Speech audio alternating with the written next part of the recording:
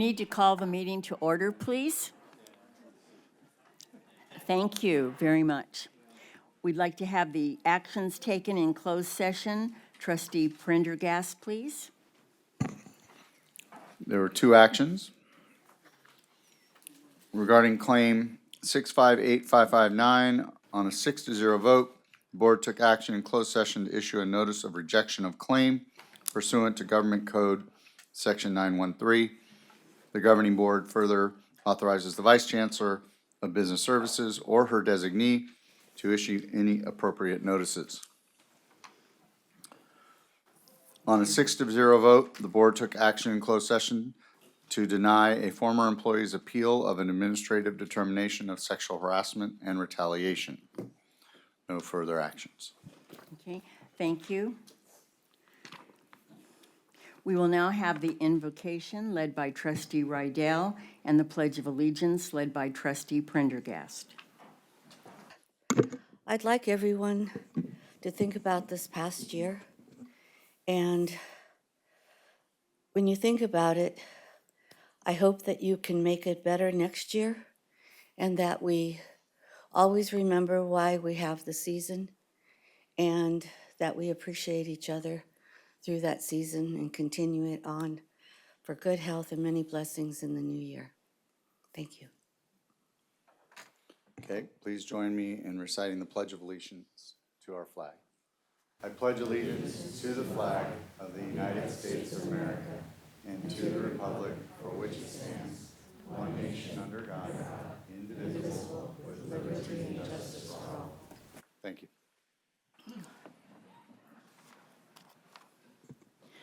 Unless there is opposition from the board, I'd like to move the following up to take place at this time. 3.13, public comments, and 6.1, resolution. Okay, so now we will have public comments. I'll ask three people to come up at once. Could we have Diego Garcia Taborga, Sierra Perrin, and Melody Turori?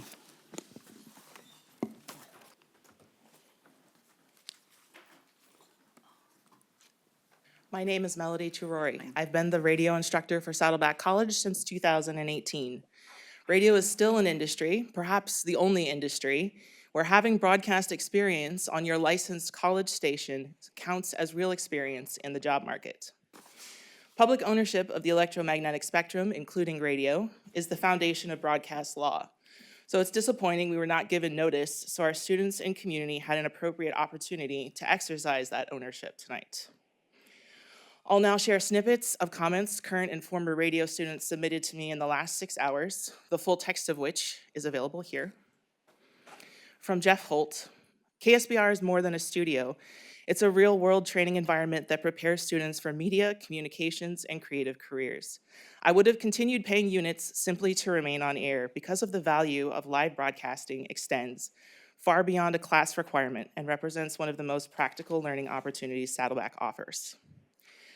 From Dylan Ludin, KSBR HD2 is one of the best experiences I've had. I transferred to USC, and after my time working several different aspects of KSBR HD2, including OC and Focus and broadcasting Saddleback sports, I can see that the work we do on KSBR HD2 is a level or ahead of the curve in several aspects. It's a great way for students to learn, and it's a shame that this privilege may be stripped from them. From Adrian Alzamora, our class is currently preparing a holiday broadcast that we've been working on diligently for weeks.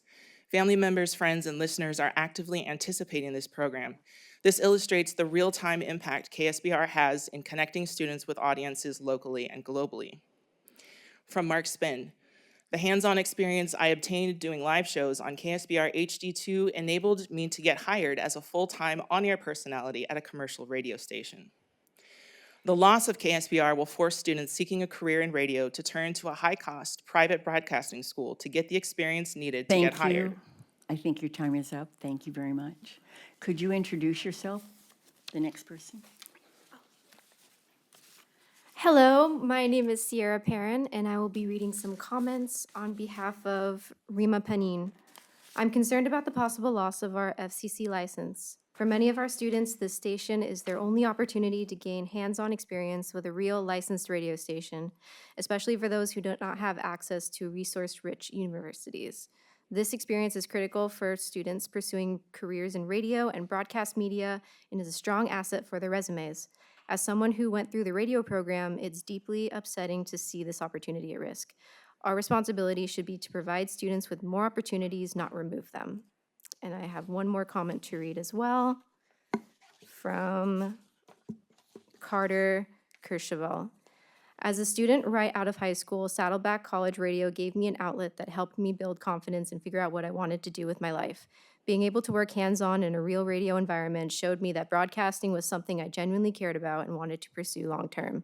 I'm now continuing that passion at the University of California, Berkeley, and a huge part of that is because of the foundation the station gave me. It's disappointing to know that the future students may lose out on the same opportunity because of the donation of our station. Thank you. Thank you. Would you also introduce yourself, please? Yes. Hello, everybody. My name is Diego, and I'm here to give a little bit of a different perspective because I'm actually a listener of KSBR. So this is funny. I have long listened to KSBR in little snippets, driving home with my parents, and this is memories for me, actually. I remember we'd always have fun little arguments because my dad kind of hates jazz, and, we'd argue about it. He'd be like, oh, come on, change it. We'll just, get some pop on. But this is important to me, and I didn't know until 1 hour ago when Melody mentioned that KSBR is the jazz station that you guys have here, that's the same station that's put on here. And I'd be really concerned to see that go because that's memories for me, but also because, as you've heard, that is really important to the education of a lot of students. This is one of the only places where they could get that kind of radio education. And the last thing I want to say, I'm going to be brief, is speaking from another angle. I really believe that sort of the way this is happening is a little bit unfair. Melody was telling me a little bit ago that she only found out about this despite being a radio teacher this morning. So people have been kind of blindsided by this, and I feel that it might be more adequate to perhaps vote on this at a different meeting or a meeting later, or kind of consult with more of the radio teachers. And I'm not naive that might mean that there's more opposition, more conversation that has to happen, and that could be difficult for the board. And I get it. I'm also not naive that $800,000 a year is a huge expense to operate the radio station. But I think that doing this kind of differently and in general, keeping this program is worth it for the experience, and also changing the method that the way that this is being done would be worth it for it to be done fairly. So that's my opinion. Thank you guys very much. Thank you.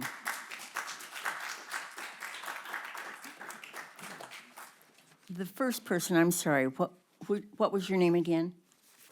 Was it Melody? Melody Turori. Okay, thank you. So let me call on the next three.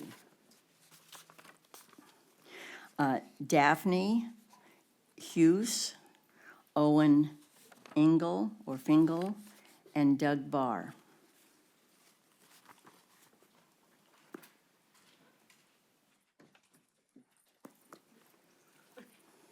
And introduce yourself. Hello, my name is Daphne Hughes. Thank you. And I'm a Saddleback student currently enrolled in the radio broadcasting class. I feel not only saddened, but also disappointed by the sudden and unprecedented choice to donate our station's FCC license to Cal State Northridge.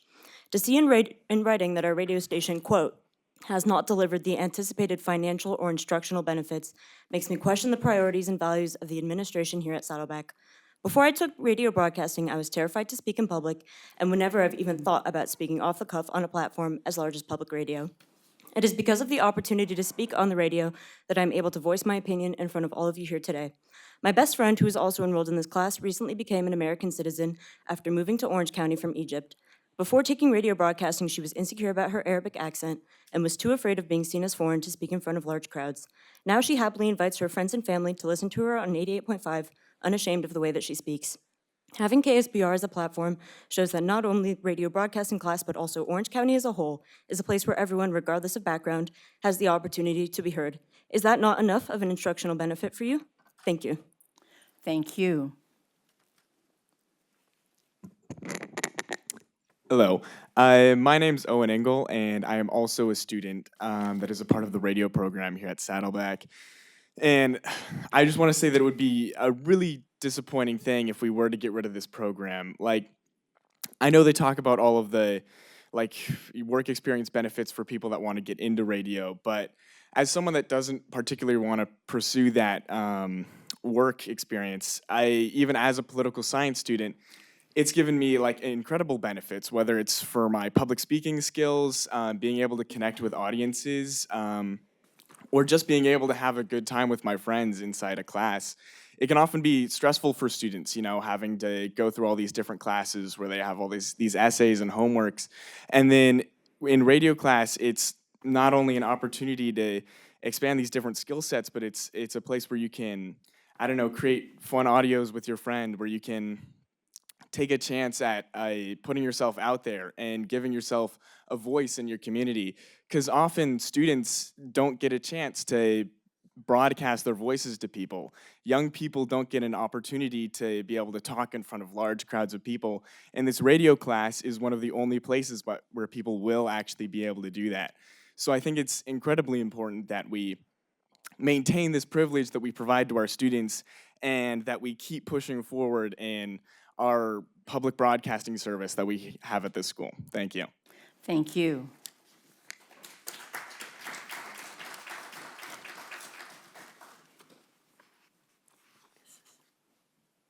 I'm Doug Barr, and I support KSBR, but that's not what I'm going to talk about. I'm here to talk about different kinds of achievements. Full-time faculty get hired here, and eventually they want to stick around and they earn tenure. If they're here long enough, and most often, people stick around and retire, and they receive emeritus status. I'm here to advocate on behalf of many full-time faculty members who gained tenure but died in service before they retired. And I'm advocating, and I've done this through some other people, and I hope you eventually get an agenda item to award emeritus posthumous status to those faculty members that died with tenure. That's not my time, I hope. No. My second discussion on achievements has to do with the historic excellence that this college has been known from almost since time began. I came here after 17 years from Northern California because the one school I kept hearing about in Southern California because of its excellence was Saddleback College. That was in 1991, and it just keeps going.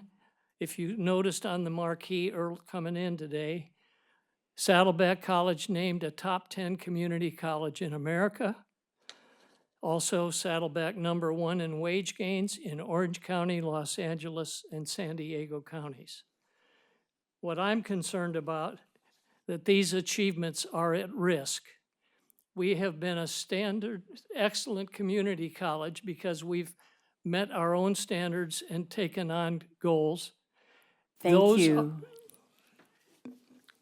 Those are at risk because of the new software program, and I want to compliment Chris McDonald and his team have done an outstanding effort. Thank you. Our last speaker is Bob Cosgrove. Good evening, I'm Bob Cosgrove. This room looks familiar. I've been Senate President here 6 different times of Academic Senate, and one time of Inter-College Academic Senate when IVC was then North Saddleback, and this was South Saddleback.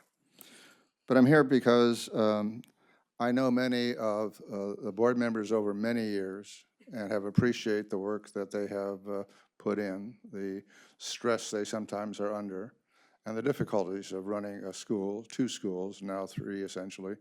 And I want to recognize the fact that I learned a lot from many of the trustees, Jim Wright, Dave Lang, many of you who I have worked with in the past. But since this is a special evening for Marcia, I wanted to say a few words. Marcia Milchecker is the focus of the words I have to share with you. She has been and is forthright. She keeps the focus on students and the district. She tries always to grasp what issues are concerning and to research different views. She represents us all, students, faculty, classified staff, administrators, and community. She is one of the best.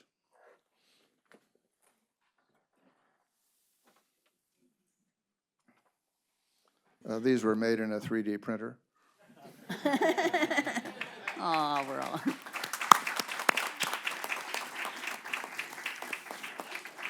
Thank you very much. We're about to do a resolution. Were there any other speakers in the audience that would like to speak about Marcia?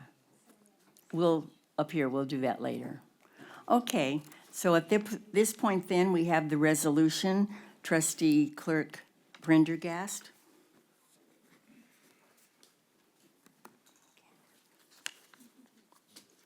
All right, here we go. Agenda item 6.1, a resolution honoring Trustee Marcia Milchiker's 40 years of distinguished service. Trustee Marcia Milchiker was first sworn in as a member of the South Orange County Community College District Board of Trustees on December 9th, 1985, beginning what would become one of the longest and most dedicated tenures in the history of the district. And whereas for 4 decades, Trustee Milchiker has demonstrated an unwavering commitment to the students, faculty, staff, and communities served by Saddleback College and Irvine Valley College, championing academic excellence, equitable access, and innovation across all areas of the district. And whereas Trustee Milchiker has been a steadfast advocate for student success, supporting initiatives that expand transfer pathways, strengthened workforce development programs, enhanced student services, and elevated the district's reputation statewide and nationally. And whereas Trustee Milchiker has served in numerous leadership roles, including multiple terms as board president, vice president, and clerk, consistently bringing thoughtful governance, institutional knowledge, and steadfast integrity to the board. And whereas Trustee Milchiker has represented the district with distinction on regional and statewide committees, including her longstanding service with the Orange County Community College Legislative Task Force, which she helped to found and develop into a durable advocacy coalition advancing key legislative and budget priorities for community colleges. And whereas Trustee Milchiker has remained deeply engaged in student-focused initiatives, such as her role as an advisor to the Mars Rover Engineering Group and her leadership with the Saddleback College American Association of University Women chapter. She is known for attending just about every campus event and commencement ceremony, and is also widely respected by community leaders and partners, always centering her work on the belief that students are the heart of the district's mission. And whereas over 40 years of service, Trustee Milchiker has contributed to transformational milestones across the district, including new campus facilities, innovative teaching and learning technologies, expanded academic programs, and strengthened fiscal stewardship, each leaving a lasting impact on future generations. And whereas Trustee Milchiker's leadership, dedication, and enduring public service embody the highest ideals of community college governance and have helped shape SOCCCD into one of the nation's premier community college districts, now therefore it be resolved that the Board of Trustees by the South Orange County Community College District hereby recognize and celebrate Trustee Marcia Milchiker for her extraordinary 40 years of service, expresses its profound gratitude for her steadfast commitment and distinguished leadership, and honors her remarkable contributions to the students and communities of South Orange County. And be it further resolved that this resolution be entered into the official minutes of the district and presented to Trustee Milchiker with the deepest appreciation of the board, the chancellor of the colleges, and the community she has faithfully served since 1985. I will call for a motion and a second. Second. It has been moved and seconded. There is now discussion. Our discussion is a little bit planned here. So we have a list. The first person who would like to make a presentation is the Vice President Dak. So I have here this certificate of recognition for Marcia Milchiker from the city of, I believe it is Laguna Niguel. Congratulations on 40 years of distinguished public service on the South Orange County Community College District Board of Trustees. Your dedicated commitment and leadership have made significant contributions to the students and communities of South Orange County. Signed by Jean Johns, the mayor. Okay, the second one is that one time I heard you say, Marcia, all the pictures, because Letitia and many others have, for the district, have taken a lot of pictures, and I invited myself to be like a historian just because I like to take pictures. So I take pictures all the time. So we have put together a book here of pictures that goes all the way back. I wish you could all see it. It goes all the way back to when Marcia received an award, and she had red hair, and it was long, and she was, it's great. It's just wonderful to look at, to see all this color and everything. It has Nancy Padberg, it has Dave Lang, it has Dr. Wright. I think the other person that I'm looking at in this one particular picture is Mr. J, but I never met him, but I think that's him. Anyway, it goes back, and then it has a lot for the present. So we want to present this to you. I guess we'll do it when we stand up. Okay? Okay. Now, we have some other things, but is any trustee that would like to talk at this time? I think we're going down the line. Just go down the line? Okay. Let's, yeah, we'll start with Terry.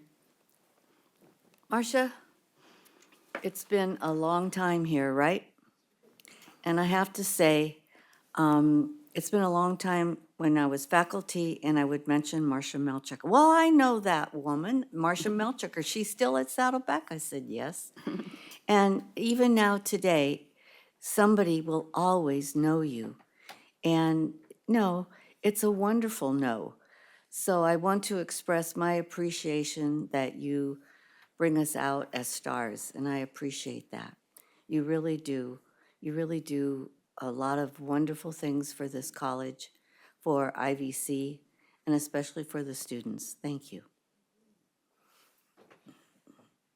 Okay, so we're all going to say something, it looks like. Wow, Marcia, 40 years. That's remarkable. I feel like a lot of, most of you obviously aren't in closed session. I can't report on closed session, but I feel like over my 12 years on the board, when I look at someone who I've connected with on the most seminal issues, it's been Marcia. And your presence on the board is felt every day. Your connection to the students is evident, and your passion for it. And as I said recently, I consider you a very dear friend, and I spent a lot of time with you and Ben, and was sorry for the loss that happened this year. And you've been you've been a joy to work with, and we're lucky to have had you. So thank you. Okay, somebody gave me the wrong memo. I thought this was a roast. All right. All kidding aside, I think if I can think back from my time on the board with you, one of the things I think was the most impressed by and proud of working with you is when you went after saving the emeritus program when the state was trying to get rid of it. And you were a bulldog. Like, you were a big part of that legislative advocacy group, getting involved with that and saving what we all love as a program for the colleges. So I think you should absolutely be commended for that, because that was a big deal. I haven't checked for sure. Someone maybe can check this out. Maybe it's another task for Doug Barr. But I think you may have outlasted all the buildings on campus. So your name is now on all of them that exist, I'm pretty sure. So, yeah, you should be proud of that as well, because your name is on everything. And just so we're clear, I will not be going for your record. I'm not gonna go that long. So you're safe, at least in my perspective. But yes, it has been a joy to work with you. So I'm one of the newer members on the board, as many know. In fact, you've been on the board longer than I've been alive, so congratulations. I know that's your favorite. I'm gonna get a plaque for that as well.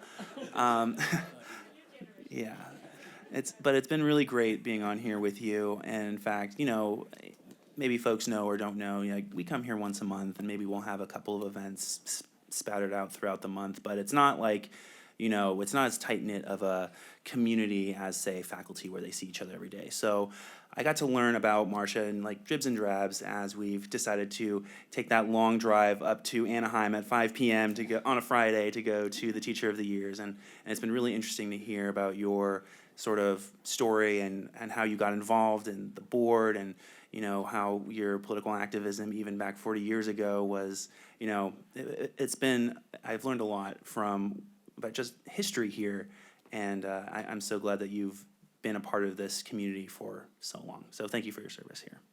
Congrats on 40 years. And I'm going to say something. All I talked about was the book. I forgot the important part. The important part is that you are an inspiration to all of us, and those of us that are newer I've known you for a while before I got on the board. The thing that I really like, one of the many things I like about you so much, is the fact that you go to so many events. And I like to go to a lot of events. And it's like somebody said one time when we were at an event, Marcia isn't here. I had to look at my calendar. I thought maybe I had the wrong date.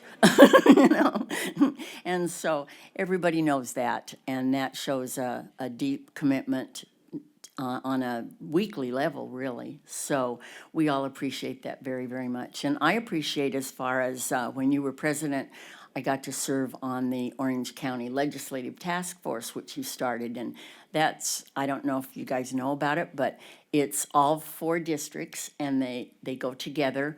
And it's smart, rather than all 4 doing separate things. And of course, they can do separate things as well, but there's a coordination there, and you thought about it, and we're happy to have you still serving on it. So thank you very much.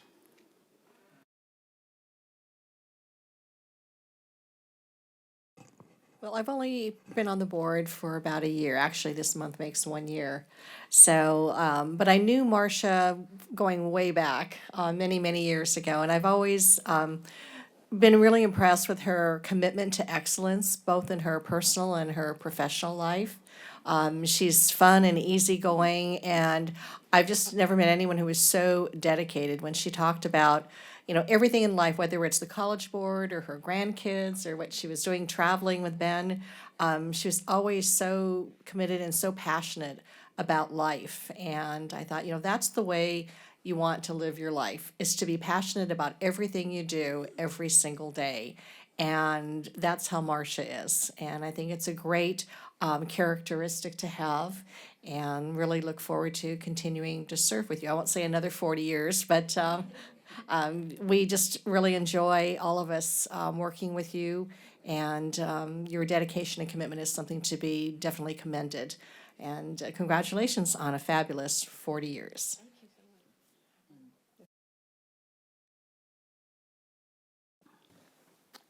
So I've only been here since May, and I just want to say, I don't know if I would have had as much fun if you were not sitting next to me. Your passion is unquestionable, and your selflessness is just unmatched. Honestly, congratulations, and it's very awesome from a student perspective to see someone spend so much of their life doing this. Congratulations. Thank you, Blake. Chancellor? Oh. Well, I get to present a beautiful thing here. But before I do, I just want to say a few things, and then I'm going to present this beautiful photo that you're going to absolutely love. And so I had the great honor in 2022 of becoming the chancellor of the South Orange County Community College District, and I had the privilege of having Trustee Milchiker as the board president at the time. So who better to introduce me to the district than the trustee who has had the most longevity in our district? And I'll just say, you have always shown so much integrity, commitment, humor, and I'll echo also what Trustee Bartlett said. I think you're a true model, actually, for many women as well with regard to balancing the personal and professional. You always talked a lot about your family.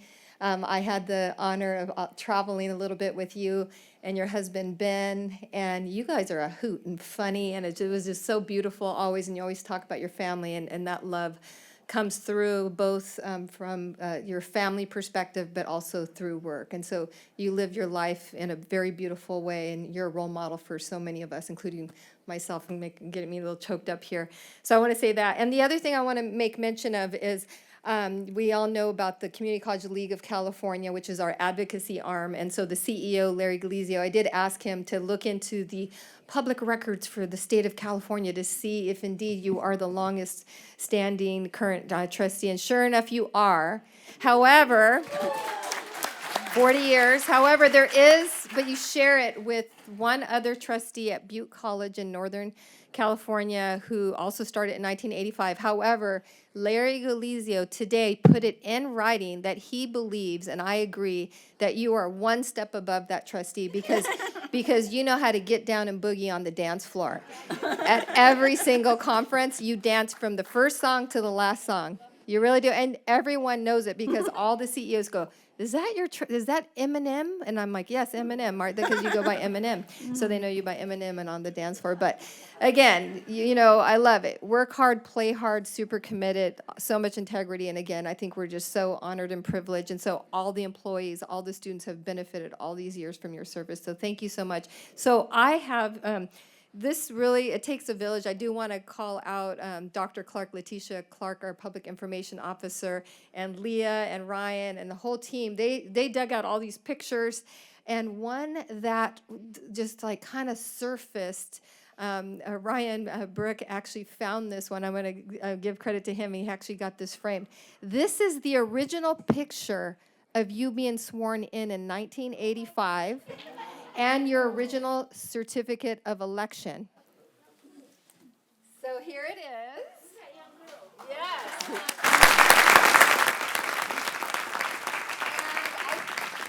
I'll let you say a few things about it, but as I understand it, in 1985, there were not very many women on the boards of trustees, and if I'm not mistaken, there were several women being sworn in. At 3 in 1985, and it kind of like, you know, kind of turned things around a little bit for our district. And then we want to know why we're number one. Yay. Okay, so with that in mind, we're going to turn it over to you because I know you want to say a few words, and then we're going to invite some family and friends up here to the dais, and we're going to take some pictures. Oh, cool. Well, I just have to say I'm just honored, and I feel like Tom Sawyer, who is attending his own funeral somehow, because I feel like I died and went to heaven, and here I am listening to all these wonderful things about me, and I say, who are they talking about? But I guess it's me.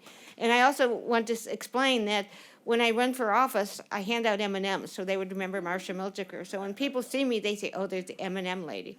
And I also remember that 30 years ago, when my husband, who passed away this past July, came down with stage 4 lung cancer 30 years ago, and we started exploring what to do and where to go for treatment and for chemotherapy and radiation and all that really technical stuff to keep him alive. I'd say, we're not going to do this unless we have fun with it. So he would always say, fun with cancer with Marcia. So he would always say that. So we had a good time, and he lived for 30 years after that with stage 4 lung cancer. So that was pretty amazing. So that was really, incredible. That was great. So thank you so much for my friends and colleagues and relatives who came today, my son and 2 granddaughters. And I really appreciate all of that, and old friends and new friends. Actually, we have a lot in common. Can you hear me? Yeah. Actually, we have a lot in common with everybody in the room, because none of us knows what I'm going to say. And you're praying that I'm going to be brief. And some speakers start with a joke, some speakers start with an apology, and I'm going to say that I'm starting with an apology for some dreadful jokes. And on top of that, the problem with political jokes is they get elected. So that's really scary. That was good. Okay, I'm receiving this recognition really for simply showing up for something I've loved doing for 40 years. I'm humbled by this recognition, but I have the strength of character to fight it. Okay? My 3 young sons and I walked countless precincts in my first campaign, one in a stroller and the other 2 older brothers walking with us, handing out flyers. They helped because they adored attending the Saddleback College preschool. Plus, it was a lot of fun. And it feels like yesterday, but you know time has passed when the candles cost more than the cake does. So you know, it's been 40 years. This campaign was exhilarating. And IVC, when I was first elected, was just an orange grove. And Saddleback was panicked about the new North Campus absconding with precious Saddleback College resources. So now we get along great. And I've adored being involved in our college's incredible successes. And this is what our team, has accomplished. IVC went from an orange grove to the #1 transfer school in the state of California, maybe the nation. Saddleback ranked #1 in the nation in nursing and so many others. Both ranked nationally in athletics and the arts. Our district is constantly ranked tops in education and in fiscal management. This earned both colleges prestigious Aspen rankings and the best place to work, thanks to the great trustees. and we get students into their dream universities and into great jobs, and this is so important. And ATEP is booming, bringing internship opportunities and crucial revenues to our system for students and for our taxpayers. I served as a biology professor in another district, but never wanted to be anywhere else but here. When I tell people where I work, everyone loves our colleges, and you all know how precious it is to have our constituents and friends love our colleges. Our successes are rooted in our people. Sincere thanks to our incredible professors, classified professionals, and administrators. Your commitment of time, expertise, and leadership is truly awe-inspiring. You go above and beyond every single day, fostering our incredible culture, which astounds me, that creates our student success. We are the best community colleges in the nation, and that's because of what all of you do every single day. I have loved spending many fruitful and frankly fun hours on our campuses. My greatest joy is shaking hands with the graduates at commencement, and I'm always deeply impressed with our students who graduate cum laude, magna cum laude, and summa cum laude, because I graduated Ohio State, thank the Lordy. So I'm just so impressed.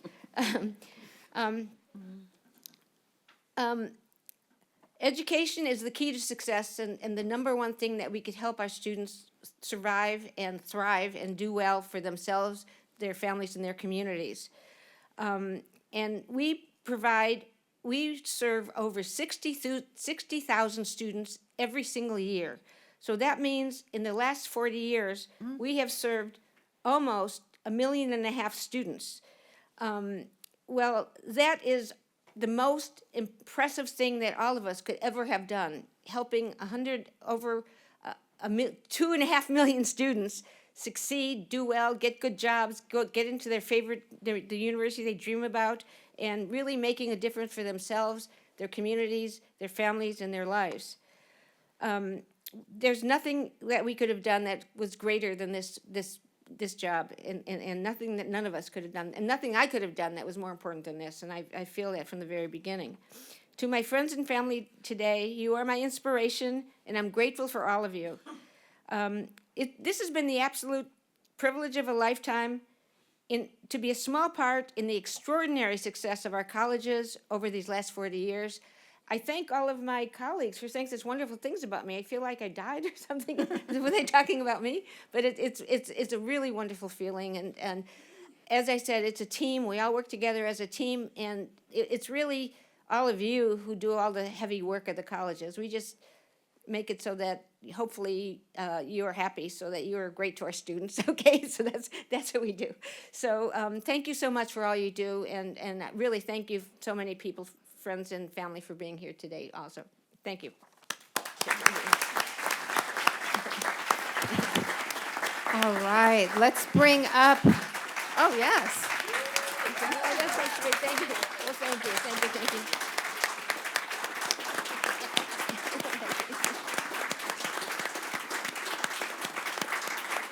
That's so sweet. All right, let's bring up the family members, and I see Bob and Brenda, and any of the other. I see the neighbor. So some of the family and friends that showed up. We'll take some pictures with the various plaques and such up here. First thing, we need to vote on the resolution. Oh, can I? I'll vote yes. What the heck, you know? I don't want to. I want it to be unanimous, you know.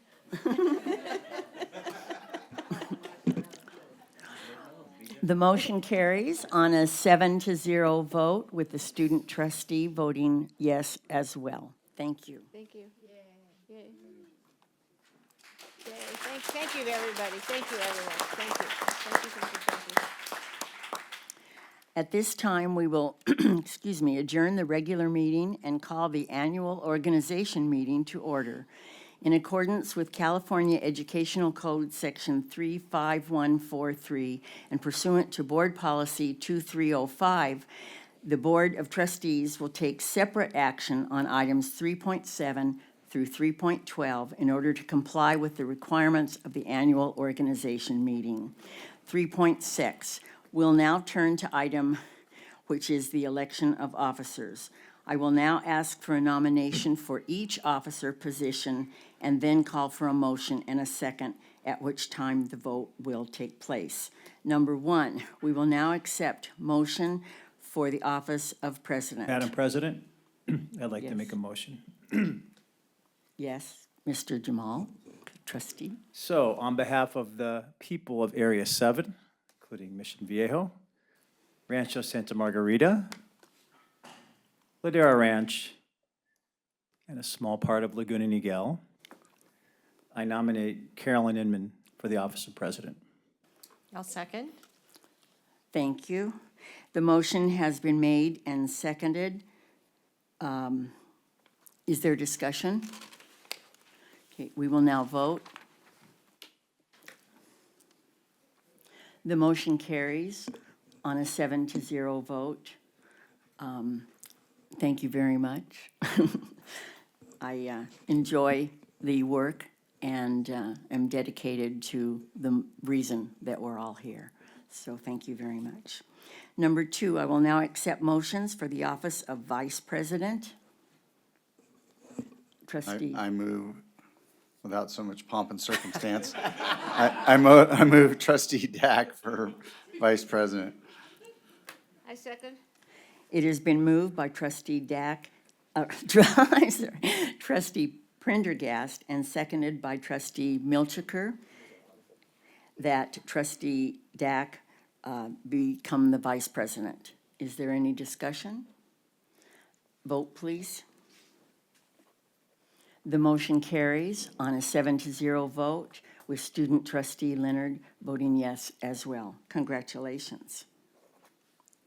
Now turning to the third officer position, do we have a motion and second for the officer of clerk of the board? I would like to move that trustee Prendergast be nominated for clerk of the board, speaking as a trustee from Irvine and There you go. part of Lake Forest and half of Laguna Woods and half of Aliso Viejo and some unincorporated area in Laguna Beach. See, I second that. It started a pretty good tradition.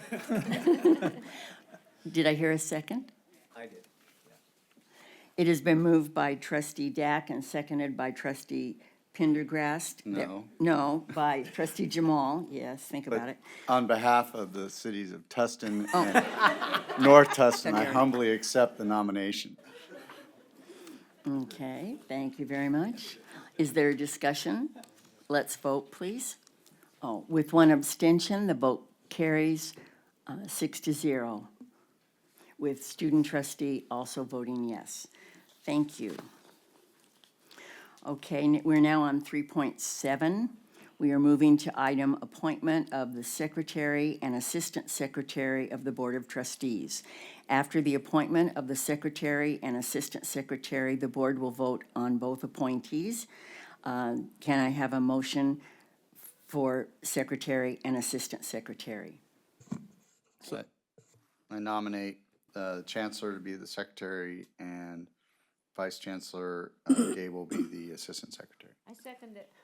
It has been moved by trustee Prendergast and seconded by trustee Milchiker that Chancellor Barnes be the secretary and Chancellor Gable be the assistant secretary. Is there discussion? Let's vote, please.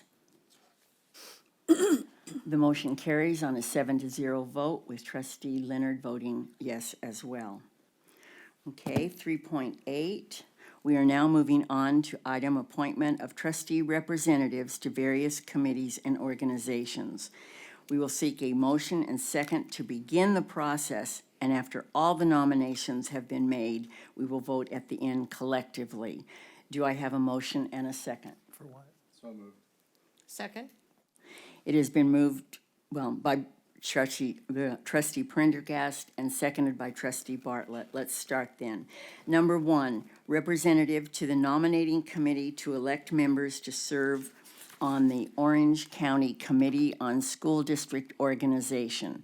The purpose of the committee is to review nominations to the Orange County Committee on School District Organizations that are submitted between July and October through a nomination process.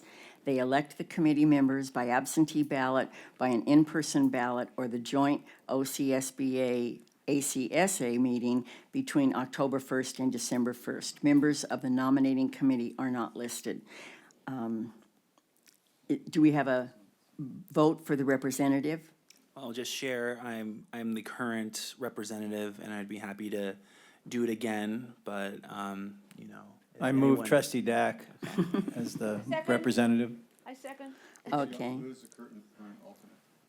I do not know who the. I don't, I do not. You are the alternate. like we can move it in one motion because they're both agendized. So I'll move trustee Dack as the representative to the nominating committee and trustee Prendergast as the alternate.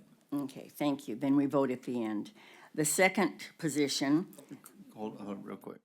no, we don't vote, we vote Is after it- all the, Did we not normally get a list of who's currently on? Yeah, we ordinarily did. I have, Oh, you have it. and I got it. forgot to mention at that time. Thank you. I will do better. Number 2, district's political action representative to the Orange County School Boards Association. Trustee Prendergast is the current representative. The purpose of the committee. Currently, TJ Prendergast III is our representative.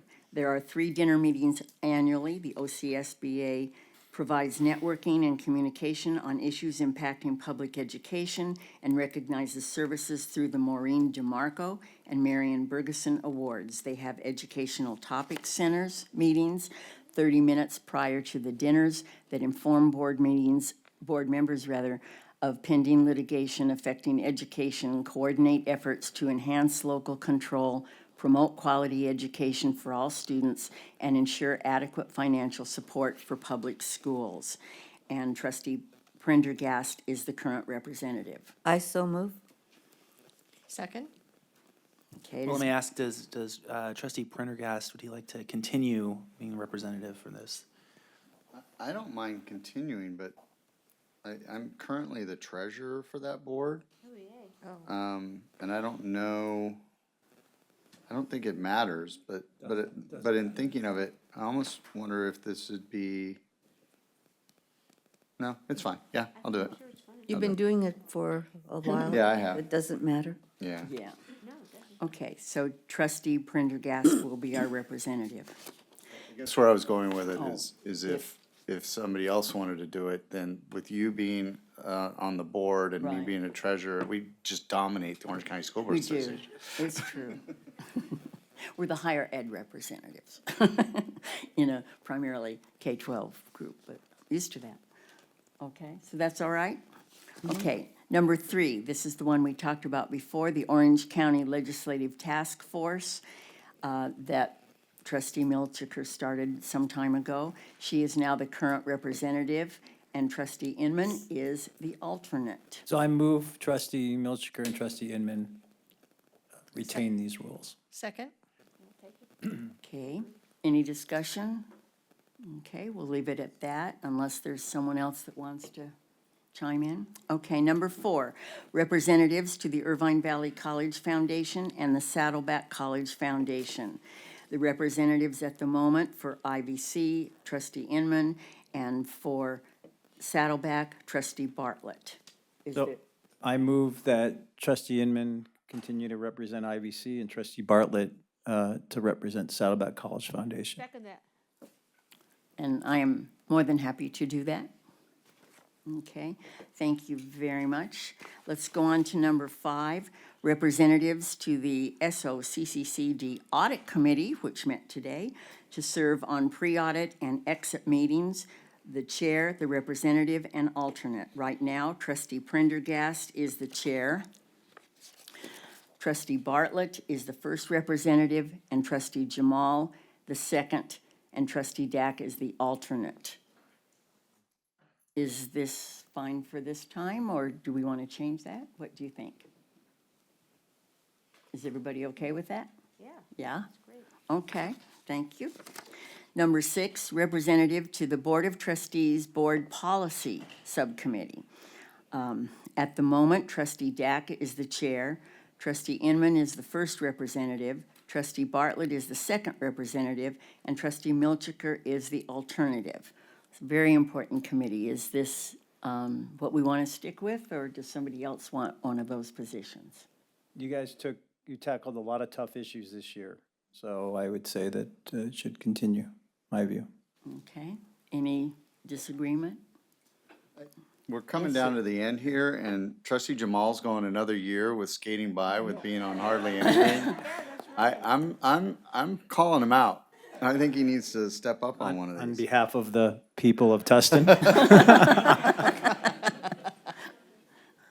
He's flying by under the radar again. Trustee Jamal, do you want to step in here and anywhere? I mean, I'm on the audit committee, so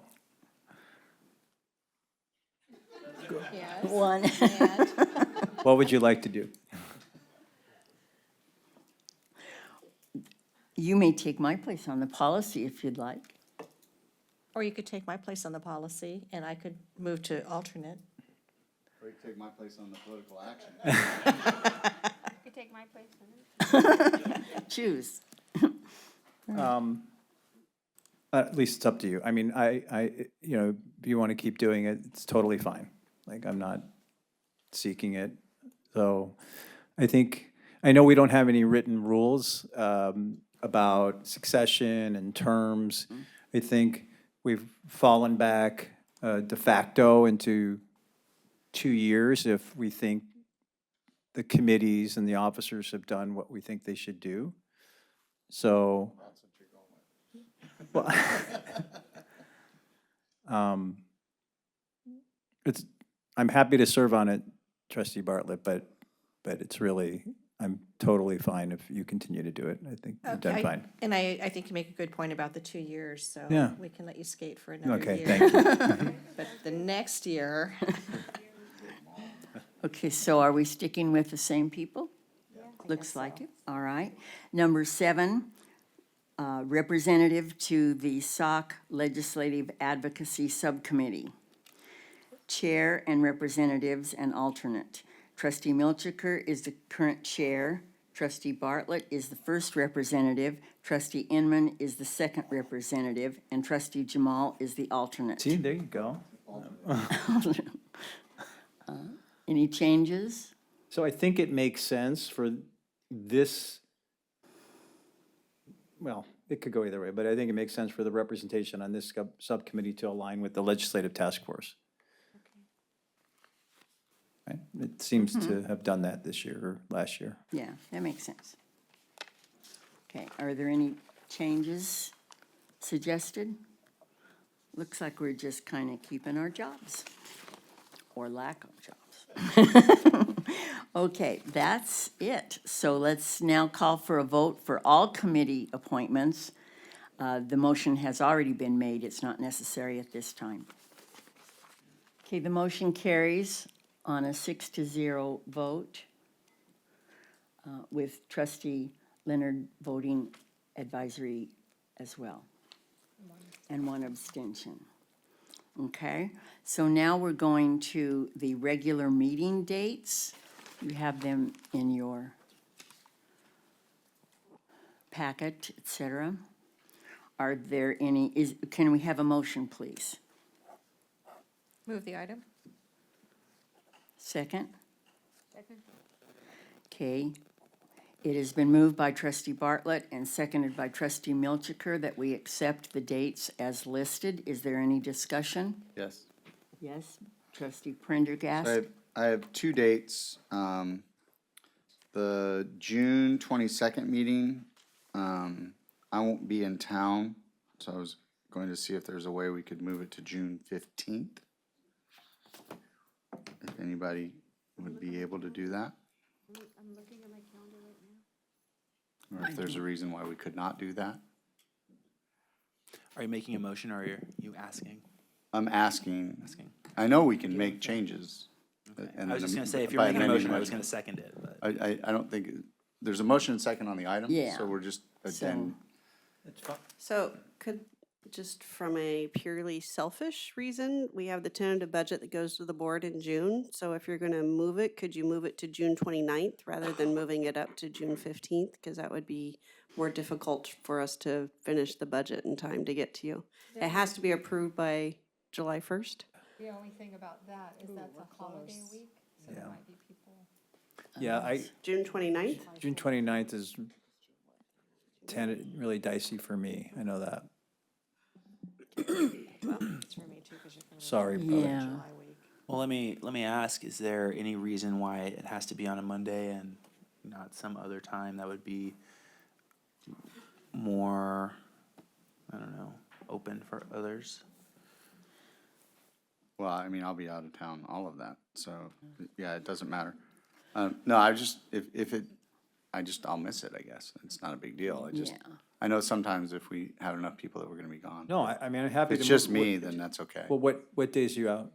I'm leaving on the 20th and I'm getting back the 5th. I know, and so many times in other organizations, when you change it, you then lose somebody else. Well, that's why I was asking. Right, right. But it's not about whether we're available, it's whether they have the budget Right. ready, and that you're pushing them a week early, and I don't wanna do that. Yeah, So I'll just miss it. okay. All right, and then my other date, the August 31st meeting, is there a reason we can't have it on the 24th? Same. So if we moved it to the 15th, you'd have longer to get it ready. No, because we have to close the books before we can finalize. So that one's even. Okay. I mean, I would rather move the June one to June 15th than move the August one. I'm not gone on the August 31st. I was just wondering why we're going to the 5th week when we're always on the 4th week. And again, that's to give budget. us a long enough time to close the books and then do the budget. So can you manage the 15th? June 15th? We could, yes. She's like, no.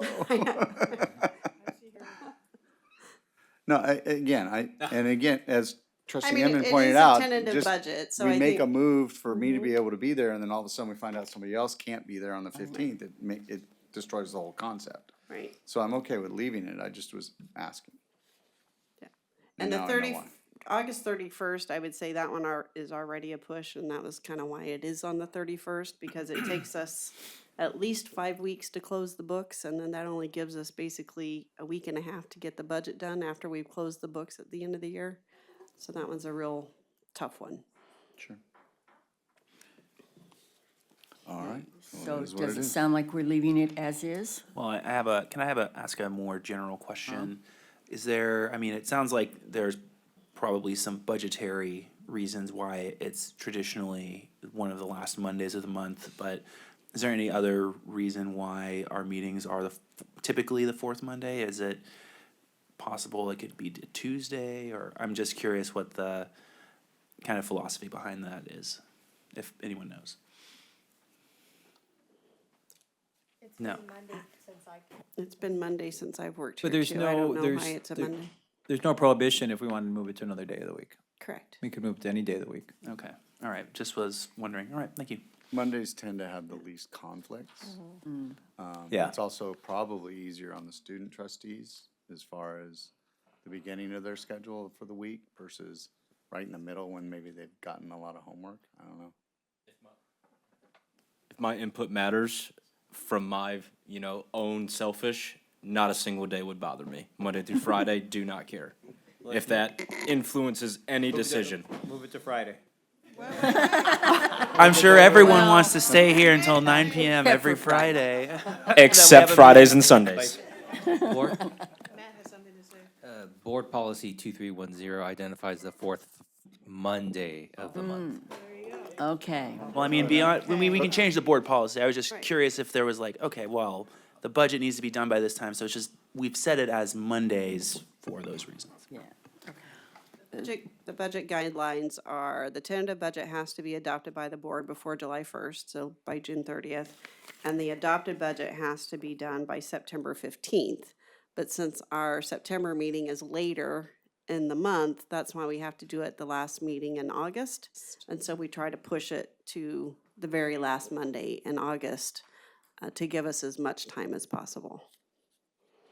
I do believe that we had it on a certain day, the second, third, or fourth, also for the public, so they have an idea, those that are interested, that we always have it on that fourth Monday, and that has been accepted countywide, so.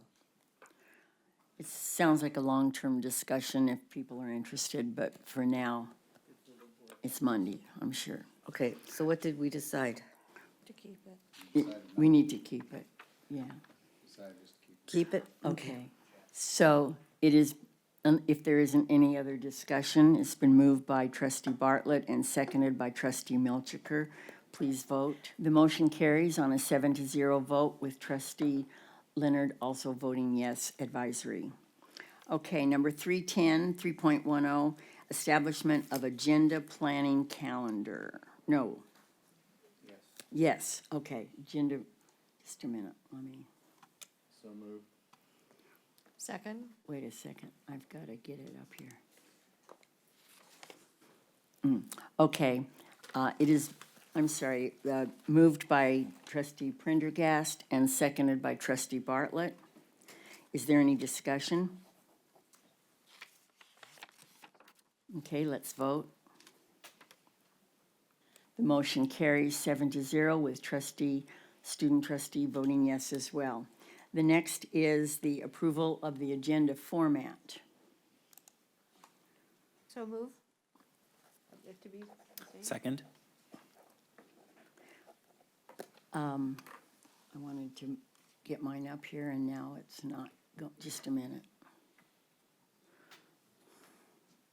Well, I had a really minor, I don't have a copy of it right this minute, but 1.4, where we say the actions that have been taken, that's in the beginning, before the call to order. It isn't on there, and it seems like it might be important to have it on, because one of the first meetings I ran, I didn't do it, because I didn't see it.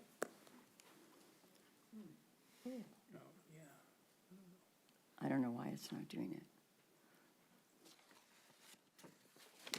Are you talking about the required readout for No. closed session? Before closed session. Right. So the required readout that we do, you want to add 1.4 to make sure that's a placeholder? Yeah. Well, Right, it isn't the readout, it's the going into the closing. Right, it's a readout before we go to The closed session. matters to Yeah, be considered. Yeah. Yeah, it just seems like it's, you know, It's a required statement before we go to right. closed session.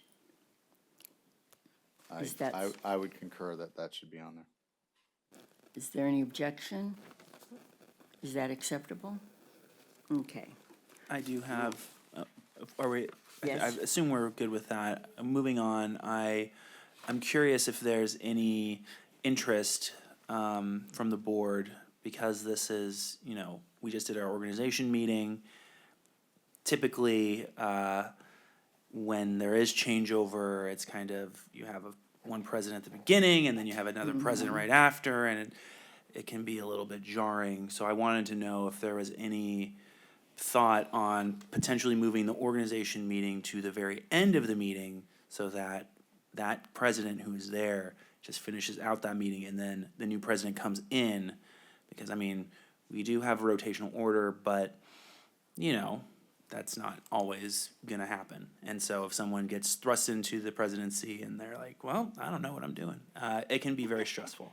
So I just want to know if there's any thoughts or conversation we can have about having our organization meeting every December at the very end of the meeting versus at the very beginning. I think that's a good idea.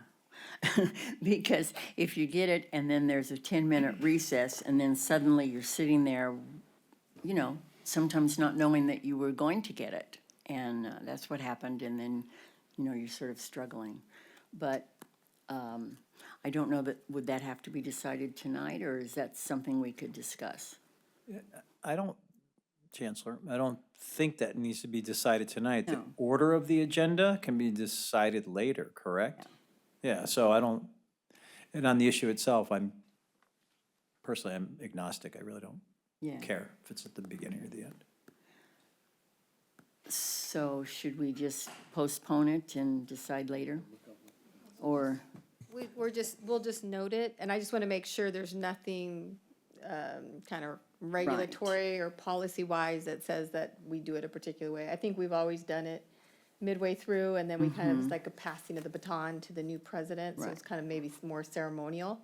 But so long as we're able to do it, we'll just take note next year and develop the agenda accordingly.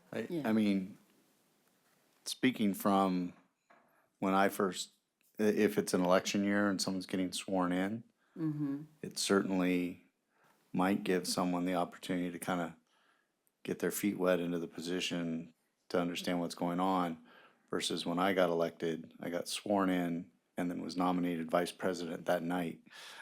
It was crazy. I mean, I hadn't done anything yet, and yet there was. Look at you now, Mr. Tustin. Look at me now. Look at me now. Short period of time. So funny. So, yeah, I think You're at that's the Phoenix. that's an interesting concept. Yeah.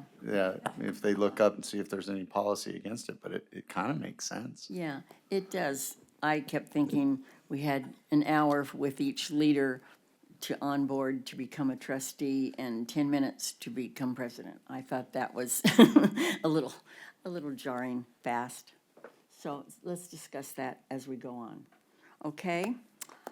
It's time then to vote on the agenda format. The motion carries 7-0, with trustee Leonard also voting yes.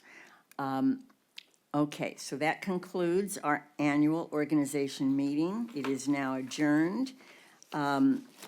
We have at this point, we knew this was going to be lengthy and interesting, but without objection, I'd like to move 8.1, which is the presentation on legislative advocacy, to this point, so that the presenters can do their presentation, and then we would go to reports and consent and so forth. Is that acceptable? Okay. Let's go to 8.1 then. Would you like to introduce them? Actually, I'm going to go ahead and introduce Dr. Clark to introduce Townsend.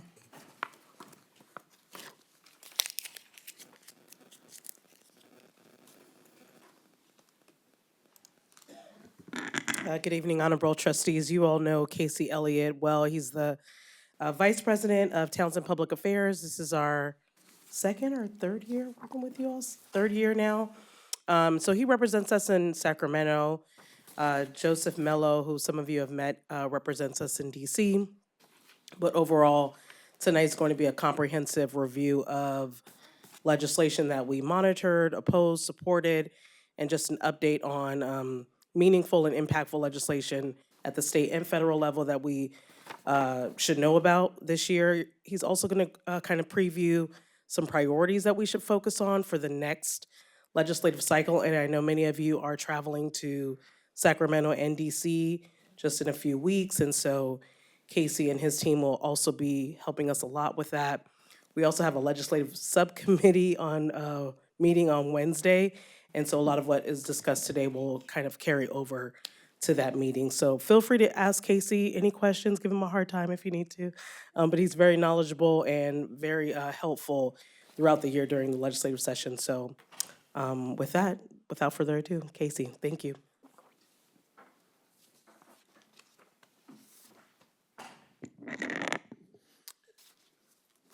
Thank you. Good evening. Casey Elliott, Vice President, Townsend Public Affairs. I want to provide you guys a brief update of kind of what occurred in '25, and then as well as a look ahead to what we have in store in Sacramento and DC in the upcoming year. Kind of at big picture, this year we saw just under 2,400 bills introduced in Sacramento, which is actually probably a little bit less. This year they instituted new bill limitations, so each member was only allowed to introduce 35 bills as opposed to 45 bills over a 2-year session. So we did see a little bit of a dip in legislation that was introduced this year. Of those 2,400 bills, just over 900 of them were approved by the legislature, with 790 being signed into law and 123 being vetoed. So approximately 1/3 of the bills that we saw introduced this year ultimately became law. The veto rate that we saw was probably a little bit higher than has been the case with Governor Newsom in this legislature. I think that's largely given the budget circumstances that the state was facing this year. There just were a lot of bills that were sent that were vetoed because they didn't have funding included within the state budget. Which, as we look at the bills, the policy topics that really impacted community colleges this year, obviously the state budget deficit right off the beginning was, kind of really defined the beginning of the year. The administration had looked at about a $35 billion budget deficit that they were looking to address in this year's budget, which really just kind of limited the number of opportunities that there were for new investments or major expansions. So a lot of the policy was really dictated by that this year. Obviously, the ongoing conversations related to nursing and BA degrees in that field continued. I'll get to that in just a moment. Number of bills this year really focusing on workforce training, workforce development, job skills, really moving students through and into the workforce into high demand jobs. That's starting at also on the dual enrollment side, getting students better prepared to come into and then move through the system in a expeditious and affordable manner. And then also continued conversations this year related to student housing and basic needs. The housing conversation wasn't as much on the funding side this year as policy changes that the legislature could be considering to help streamline and facilitate the development of some of those projects. And a lot of the basic need conversations stemmed from some of the actions that were occurring in Washington, D.C. that were impacting students, faculties, and community members. When we look at some of the specific bills that were considered this year and that the district took a position on, there's going to be some familiar bills that we've seen before, a couple of new ones. Off the bat, AB 90 by Assemblymember Jackson, this year's version of the overnight parking bill for students. That bill, as has been the case in previous years, moved through the policy committees, but was ultimately held in appropriations due to fiscal concerns. Though I would note this year's version of the bill kind of keeps getting scaled back a little bit more every year. The version of the bill this year ultimately would have had districts include a proposed parking lot program as part of your safety elements, and then the board would vote on whether or not you wanted to adopt that. One time, if you didn't, you didn't. If you did, you did. So the bill, while it still hasn't become law, won't necessarily be surprised to see it reintroduced next year, but the bill itself is becoming much more restrained than when it was originally introduced. SB 323 was another measure by Assemblymember Fong, Chair of the Higher Education Committee, to provide flexibility with some of the workforce funding that districts get for allowing for funding to be used for internship, externships, things along those lines. So again, trying to provide more flexibility with the dollars that are there in lieu of being able to provide additional dollars. We have bills like 335, which was an example of a well-meaning bill, well-intended bill, but ultimately wasn't included within, funding wasn't included for it within the budget. So ultimately bills such as 335 had a hard time moving out of appropriations. Assembly Bill 648, this is the type of bill that I was noting that was supported by the district as it relates to helping facilitate housing without necessarily providing direct dollars in the form of a bond or something like that. This bill, similar to many of the housing streamlining bills that have been moving through on the local government side of the legislature, allows for certain developments, if they had a certain level of student housing, faculty housing, to be streamlined through and avoid many of the ministerial and approval processes that go through on the city and county sides of the House. And that bill was signed into law. So, developments meet those criteria. They can, again, move through in a more expedited fashion. And then the last bill, obviously probably the most focus on this year, AB 1400, which was a reintroduction of the nursing pilot program bill. Largely similar provisions to the Roth bill from the year before, moved through the legislature with strong bipartisan support. And then ultimately was vetoed by Governor Newsom at the very end of his bill signing period, citing many of the same concerns that he had previously with the Roth bill, namely the investments that are being made through nursing, through the funding that came from the Strong Workforce Program, and then also emphasizing partnerships with CSUs. So those were, kind of a mix of the highlights, sampling of the bills that were introduced this year and considered this year.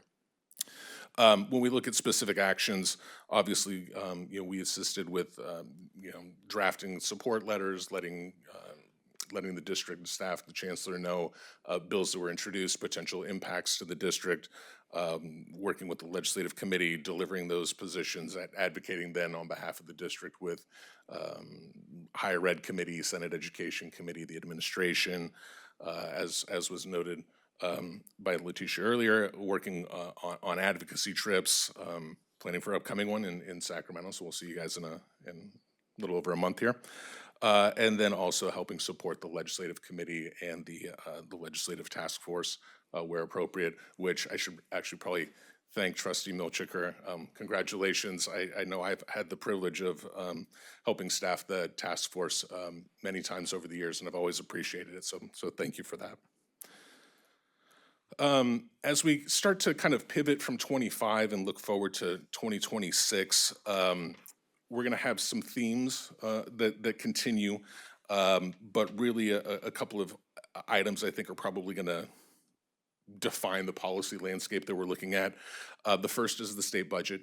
We do have the early indications from the Legislative Analyst's Office that they believe we're looking at, still feels weird to say a modest budget deficit of $18 billion, but on a $250 billion budget, general fund budget, they're projecting around an $18 billion budget deficit this year, growing to $35 billion in the out years. So obviously the legislature and administration will want to take activities to rein that in, given it's an election year and for many other reasons probably not going to be balanced on a revenue side, so we'll be looking for adjustments, many of the things that the legislature likes to do. Though I would note, based on the LAO's estimates, the revenue coming into the state is more or less flat, maybe a slight uptick, and really where the pressure is becoming on the budget deficit, causing the budget deficit is on increased expenditures through health and human services activities and some of the other impacts that we're seeing on the from policy decisions being made in Washington, D.C. So from that sense, it's good in that we aren't looking at overall dipping of state revenues. We're really just kind of modifying the expenditure side. It's worth noting that the excess revenue that is coming in, projected to come into the state this year compared to last year, will largely go to Prop 98 requirements, rainy day requirements, and then likely paying back the deferrals from Prop 98 in previous budgets. So the excuse me, the increased revenue will be benefiting on the education side of the house. Similar to as we've seen this administration and honestly the Brown administration previously, when there are these budget deficits, we usually see January budgets that are really pared back, not a lot of extravagant new proposals, not a lot of new spending. So we would anticipate a budget proposal in January that will likely have much revenue dedicated towards, again, deferral repayments, COLAs, those types of things, but probably not a lot of new announcements of expanding programs. The other big factor that's going to be going into 26, obviously, is an election year.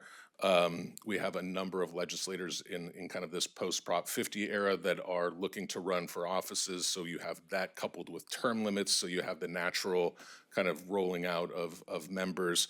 And then you have a number of legislators looking to run for additional offices, congressional and otherwise.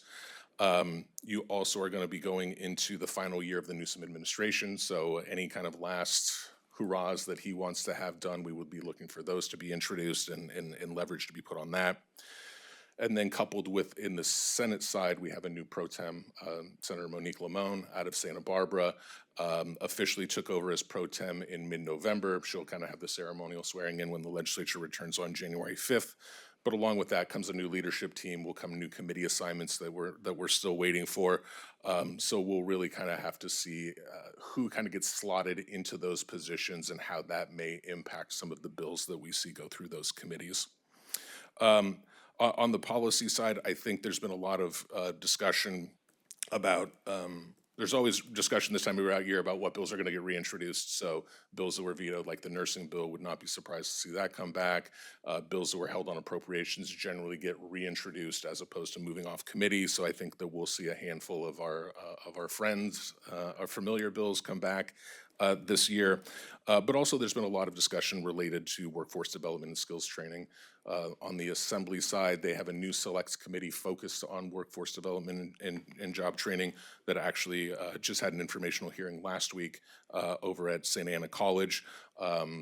Chair Fong was there, I think, in speaking with his committee staff, his staff. There's going to be a lot of focus for the committee really in the areas of workforce development and training. So I think there's going to be a lot of good opportunities this upcoming year.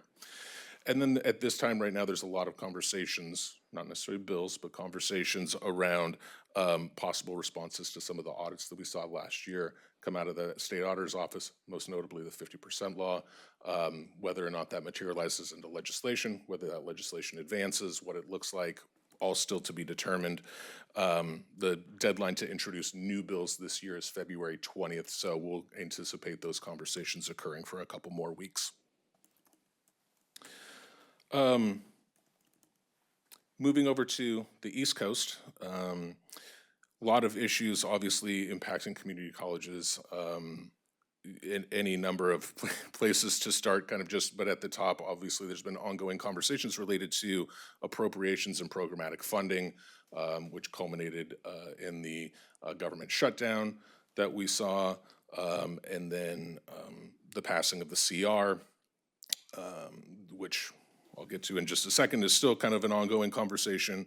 The new administration, obviously the changes being made over at the Department of Education, shifting those responsibilities over to other agencies has been a challenge to work through to try to figure out what staff are still at Department of Ed, things are going there. So a lot of the work in DC this year has been tracking down funding, staffing, who's responsible for various oversight of programs. So a lot of time was spent this year just kind of in response to all the activities going on over at the Department of Ed.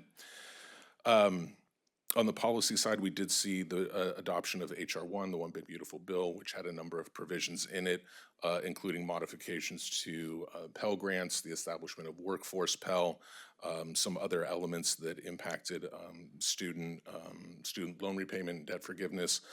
So there were, obviously, that was a much larger bill, but did have a number of things related to community colleges. Also, some of the modifications that we saw to Medicaid, nutrition assistance that also are impactful to students, faculty, and community members. Spent a lot of time, again, really dealing with the implications of HR 1.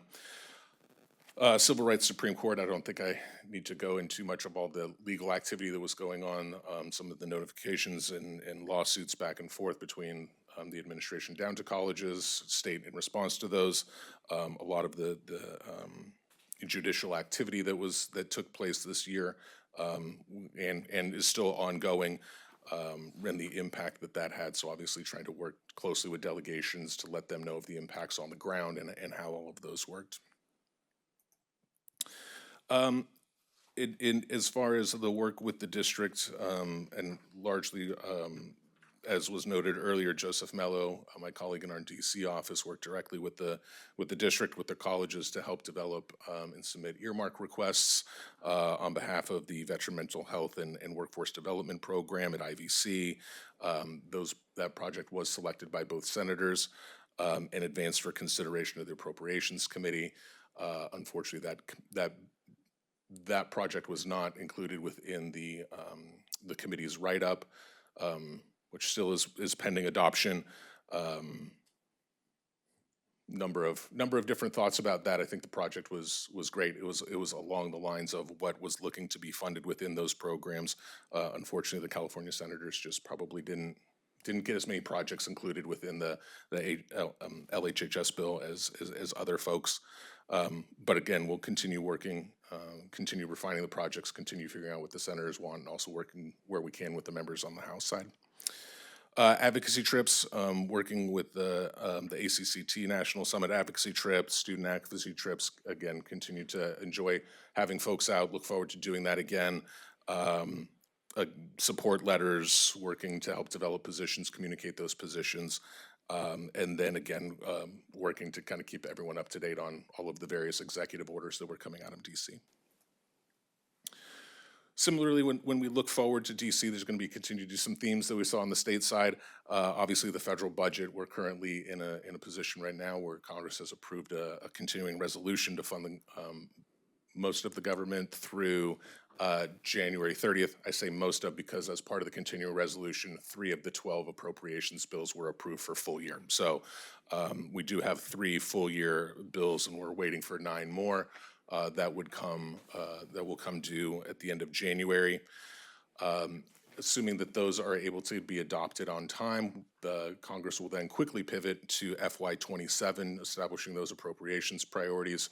I would anticipate that we're going to continue to advance on the same schedule, which would mean solicitation of potential community development projects in the March-April timeframe.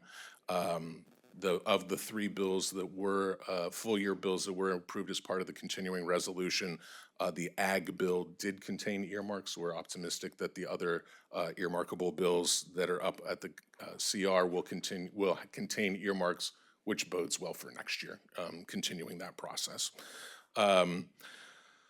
As we look forward to ongoing implementation of the Workforce Pell, various guidelines to get that established. I know that folks are meeting on wrapping up and implementing those guidelines as we speak. Moving forward, looking at things like WIOA and higher ed reauthorizations as part of next year. And then, some of those dynamics that we'll be looking at that will impact will be, there continues to be a diminishing House majority as the 2 parties get closer. We've had some intra-year, special elections and resignations, which just makes it a little bit more of a difficult environment when it's so close to move things in DC. But then also keeping track on all of the shifting responsibilities, as noted from the Department of Ed, as those programs are moving over to labor, HHS, various other departments. So wanting to make sure that all of those things are captured as well. And then lastly, kind of the political landscape, obviously, that will, is continuing to define DC and we'll be working into next year. The impacts of the Trump presidency, particularly the battle between the Trump administration, the Newsom administration, kind of at odds with each other, both on policy and legal, standing. We'll be moving into, on the federal side of the House, midterm elections, obviously with all of the, not only Prop 50 in California, but redistricting efforts in other states. It's going to be quite interesting as each party tries to either maintain or take over the majority within the House. That will impact the ability to pass any number of bills. On the Senate side, while there is chatter that the Democrats may have an opportunity, realistically, neither party is going to have 60 votes to overcome a filibuster coming out of next year. So we'll continue to have work in this environment of polarization of the two parties. And then as we go through, we're going to be looking for the chairs and what their committee priorities are for next year. While there is this friction and difficulty working through, there are areas of commonality that we're able to see. We are seeing bills move out of the House and conversations occur in the Senate and vice versa, largely around things like workforce, job training, job development. So seizing those opportunities where they exist to get things done on a bipartisan basis. And so with that, I happy to be here, happy to answer any questions, and thank you guys. Thank you. Trustee Dack? So this might be out of your purview, but regardless of maybe not naming specific people, but do you think that there are better chances of our nursing pilot program being signed by a new incoming governor? I mean, there are so many policy issues to track with each candidate, but I'm just curious what your thoughts on that are. Yeah, I think this year being 2026 will be difficult to expect a different outcome with Governor Newsom, right? We've seen two vetoes largely along the same policy rationale. So unless the bill changes drastically this year, and honestly, I'm not really sure how you change it to address the governor's concerns while still maintaining the integrity of the pilot program. So to your question, I think that as new members come in, as a new governor comes in, depending upon where that lies, you may have folks that have never considered this policy. Katie Porter, Swalwell, those on a congressional level that have that type of background just haven't necessarily had to deal with this policy. That may tend to be more favorable. They may not necessarily, let me put it the other way. They'd probably be open to the conversation, and I can guarantee you there'd be a lot of advocacy going on that they should be modifying their positions in response to the workforce. You may have other candidates like Tony Thurman, who comes in with a K through 12 background that may have more of an idea of what role each segment of education may play. So I think to the broad question, yes, I think that whoever the next governor is, I would anticipate nursing will be, and not just nursing, I should probably broaden that out to all BA programs at community colleges. I think there will be continued efforts. I know that there's a lot of conversations occurring in Sacramento about reconsidering CSU review of programs, other things. So I think that once a new administration is in, that those conversations will rekindle. Obviously, it'll be have to be balanced with if any changes come with the state chancellor, because obviously that's a position that serves at the pleasure of the governor. So if we see changes there, then we'd need to probably work through both of those dynamics. Thank you. Thanks, Casey. Just follow up to Ryan's question on on SB 400 or the bachelor pilot. I'm wondering, I had a couple questions on it. The CSU lobbying strategy, did they essentially surrender the legislature and focus only on the governor? That's one. And then two, is it only the CSU, or is there an argument to be made, perhaps not with this governor, but the denial of launching a bachelor pilot for nursing is actually helping the for-profits? So there's two questions. Yeah, both good questions. I would say that the CSU focused a lot of their efforts on the administration. They did the legislative steps that you would expect from opposition. They provided their letters, they commented in committee, but they weren't. Is there anyone else in their coalition, or is it just them? Yeah, yeah. So CSU is the kind of the band leader, if you will. They do have UCs are with them, and then the private for-profits. So that really where we saw the. Can't we expose that? Like I mean, is it open, the for-profit support, or is it? Yeah, no, they were generally, for the most part, they were kind of the leading opponents during the committee testimony. And those points were tried to point out about the cost effectiveness of having community colleges run those programs, the impacts.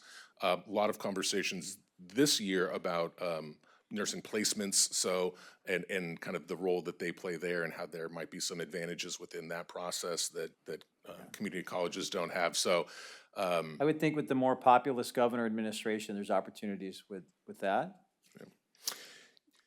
Yes. That approach. Yeah, yeah. I think that from overall perspective, I think that continuing to hammer on affordability need, job placement, particularly with new incoming, they resonate. They every meeting I've had with with legislators, with staff, I think this year 1,400 moved through unopposed. I can't recall a single no vote in the legislature. So to the point, CSU obviously focused a lot of their time and resources on the administration. There were some new, I'll say strategies, but trying to different leverage points we tried with the administration this year to try to make it more of a national issue, a broader issue that just ultimately weren't successful. But I think that those policies or those tactics, those speaking points, those emphasis will be kind of refocused depending upon who. Yeah, I think this is a winnable issue. Yeah. If we can recalibrate a little and to go after where they're vulnerable on the cost side, and they're actually hurting students by denying the pilot. My next question was, are we going to get a little more specificity on the priorities for next year? Or is that going to come out of you working with Letitia and the Ledge Committee? And when is that going to happen? Tonight. Yeah, you have it. The priorities are on there? Uh-huh. They're on there. Where? Yeah, so before you, there's a draft of the handout that we I didn't see it. have traditionally passed out during our visits. It is a draft, but it's right in front of pretty me. detailed and see has it. been reviewed by the Chancellor's Executive Council. We would love for you all to just kind of peruse through that this evening. And then we're hoping that the legislative subcommittee can go over this document more in depth. And if you have some recommendations for changes or additions, that we can kind of formally vote, or the committee members can formally vote on that. And then the goal is to have a finalized document before we make our first Sacramento trip. And we'll bring this to DC as well. Right, and so some of the ways in which these evolved were, one, through the subcommittee where we've been talking about this quite a bit, but also recent meetings through the league, through the ACCT, where we had pretty large delegations going to these state and national convenings of trustees. Some of these also evolved from the coffee with the board. So for example, at IVC, I know that there was a strong veterans focus. There was a strong focus on really elevating student basic needs. And so these priorities were kind of themed up. And so they're broad enough for the board to consider. And then, of course, before we go to Sacramento and Washington, D.C. in January and February, of course, we prepare the board with information so that when you meet with the elected officials, you have the information that's needed. And I think we have a large majority of the board attending both of those legislative conferences in January and February. Trustee Prendergast? Just want to kind of catch your thoughts a little bit on the redistricting, on how that might impact us a little bit in our area versus the big picture. Yeah, so obviously Prop 50 right now, you have a couple of kind of the different layers, obviously the congressional, I mean, the new congressional maps. So we are seeing, you know, the stated purpose of the legislation was to elect more Democrats. So we're seeing those vulnerable, you know, Republicans that are Republican seats now in this area obviously being drawn together. I think we just had a conversation at least a couple weeks ago about Darrell Issa potentially running in Texas, right? So I mean, just conversations that would not have occurred previously. So you know, in the Sacramento area, for example, you have one Republican member, Kevin Kiley, whose district has been chopped into 5 pieces and trying to figure out where to run. So I think that, you know, you have drawn a handful of safe Republican districts, including, you know, in the Southern California area. But for the most part, really, they're just trying to kind of, I'll say, push Democrats wherever they can. You are seeing things like some of those districts that maybe, I don't want to say used to be competitive, but were more competitive, like Congressman Correa. Obviously, he had kind of built himself a nice, so a lot of his votes kind of got siphoned off. So I think you're going to have some Democrats in Orange County that have more competitive races than they're used to. So obviously nationally, Democrats are anticipating a large turnout to kind of buoy them, but I think you are going to have more closer races. Obviously, Orange County tends to be ground zero for a lot of the political campaigns, those close races, so I think that we're going to continue to see that. But ultimately, I think the goal is to elect a couple of more folks here. Why am I blanking? I think you are going to start seeing the Republicans against Republicans moving out a little bit away from Orange County, kind of into Riverside, San Bernardino, as those pieces get pulled over. Calvert and Young Kim. There we go. That's who you're thinking. Thank you. Yes. Yes. So I think as Young Kim kind of gets moved and her district gets redrawn, then, you know, naturally she's going to kind of go for what's it say for a Republican seat to get pulled out. So I think we're going to see some of those nationally. Is it going to, you know, with Texas, with some of the other states that are going on, is it going to all even out? Is it? I don't know. I think it'll be interesting, and then you get the kind of the pull up as you do see more members that are moving around to then backfill into those seats. So you'll start seeing. I don't think we have anyone here on term limits on your side, but as you move further into the county, you're starting to see that people already jockeying as, for example, Assemblymember Valencia tries to move over to the Senate, which is presumably geared up for a congressional run somewhere down. So you're starting to see some of those down, I won't say down races, but you can kind of start seeing the pattern, I guess, solved in some of those other races. Okay. Any other questions? Thank you very much for your insight and information. We appreciate it. And we really enjoyed last year the trips with your people. They were great. Yeah, well, I look forward to seeing everyone again, just a month, right, out in Sacramento. So, thank you. Okay, thank you. That would bring us back to oral reports. Madam President, can I just say, who was the person who put this together? Was it Letitia? Letitia, thank you very much. Yeah. It was very, very informative, at least for me. Thank you very much. And it did come from input from various meetings and groups, and so, yeah, it's good. It's good. It gives us what we need for the trips as well. Okay, so oral reports, we need to do 2 minutes or less. We're all getting tired.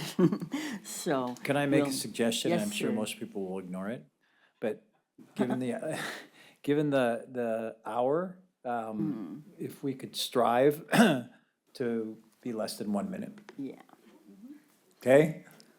All right. so I won't cut you off until 2, but if you can do 1, that would be great. Okay, let's start. 4.1, oral reports. Marcia. I just want to concentrate on the IVC Shark Tank presentation at IVC, where the students actually created certain products like apps and things, and they marketed them like Shark Tank, and it was the IVC, and they had really mentors and people that work with the students, developing the projects and doing the presentations. And it was just incredible. And the winner, they had the judges choose the 3 top winners, and they all won prizes. The top winner won $1,000. But they also had, top leaders in industry working with these students, developing the products, developing the presentations and the marketing.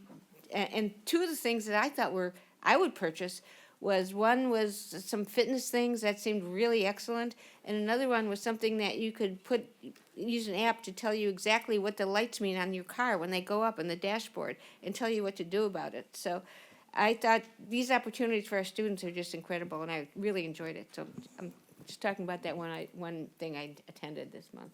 Thank you. Thank you. Trustee Bartlett?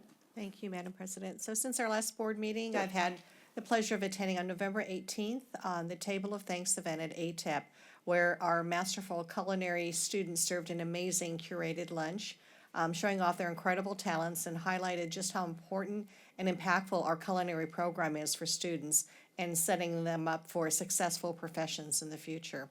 On December 11th, I attended the Saddleback College Foundation Board meeting, where we discussed our recent gala event and how we achieved new milestones for the event and the positive impacts this will have to serve our students. Earlier today, I attended the Board Audit Subcommittee meeting, and later this week, I look forward to attending the Saddleback College President's Holiday Party. I want to take this opportunity to wish everyone a very happy, joyous, and safe holiday season with your family, friends, and loved ones. This year has been a really challenging one for many people, and as we enjoy the holiday season of giving, consider reaching out to help those less fortunate than ourselves, as a little kindness goes a long way. This concludes my board comments. Thank you. Thank you very much. Trustee Dack? To please Trustee Jamal and represent Irvine, Aliso Viejo, Laguna Beach, Laguna Hills, Laguna Woods, Lake Forest, and parts of the unincorporated community of Trabuco Canyon. I have no report. Yeah, see, he did it. She said your minutes up. Amazing. Trustee Prendergast? Just attended the IVC Holiday Mingle. It was a very, very nice event. President Hernandez got to save the day by not having anybody burned by the coffee pot that just decided to melt down, no pun intended. But it was a fun event. Attended the Feast of Lights on Sunday, always a great event. I was disappointed I did not see Trustee Milchiker in the choir. Choir? I thought that was a thing. But yeah, and then looking forward to the Saddleback Holiday Party as well this week. That's all I have. Trustee Jamal? All right, the nurses pinning ceremony on last Monday evening was beautiful again, inspiring. 54 graduates. I see Dr. Stern nodding. I just, every time I go to that event, there's something new that comes out of it, and it's overwhelming. I mean, I think it's one of the best things that we have going on at this district is a nurses pinning ceremony. So I was glad to attend that again. Tomorrow I depart for about 3.5 weeks to my beloved homeland of Armenia. So we're the first Christian nation. So Christmas is very important there, and a lot will be going on. So I look forward to enjoying my time there, and everyone have a restful and outstanding holiday season. Thank you. Thank you. Trustee Rydell?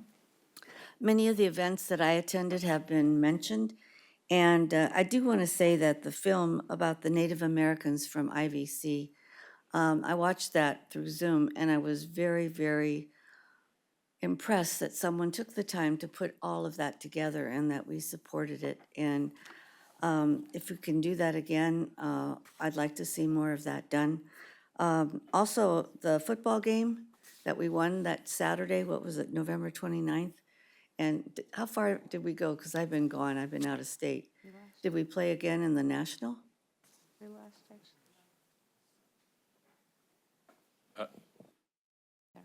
We advanced into the semifinals, but did not leave semifinals. Okay, well, I'm sorry about that. Speaking of football, though, I want everybody on January 1st to be able to watch this game because this shirt comes from, wait, I'm not even gonna tell you. Okay, we went to the Rose Bowl in 1968, long time ago. And I couldn't go because I didn't have enough money, but I did save all my stubs. If you'd like to see them, I'll bring them out. That every home game that I went to at IU, I still have. So I'm very proud of them. I'm so proud that Fernando got the Heisman. I mean, I was besides myself. But at any rate, if you can watch it on the first, and maybe you'll see me, because whatever happens, I'm going to that game. Sounds Thank fun. you. And have a wonderful, wonderful Christmas and New Year's. I have to say, there's something I put in every one of my letters for the last 10 years. And what Christmas is all about is family or your friends. Some of us don't have family, some of us have a lot of friends, vice versa. But I think that's what's important, and I'm so glad that we have the time off to spend it with our family and friends. Thank you. And IU. Thank you very much.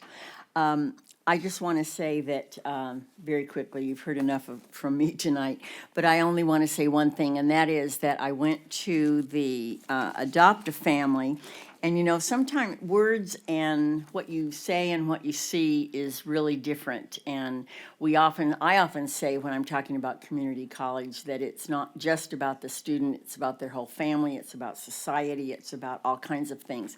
But to see the whole family at that event was really very, very moving to me, especially the children. I thought they were just terrific, and it was really fun to see it. So that was my favorite event of the month.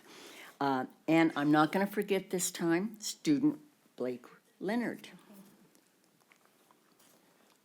To my fellow students, it is finals week. We are almost done.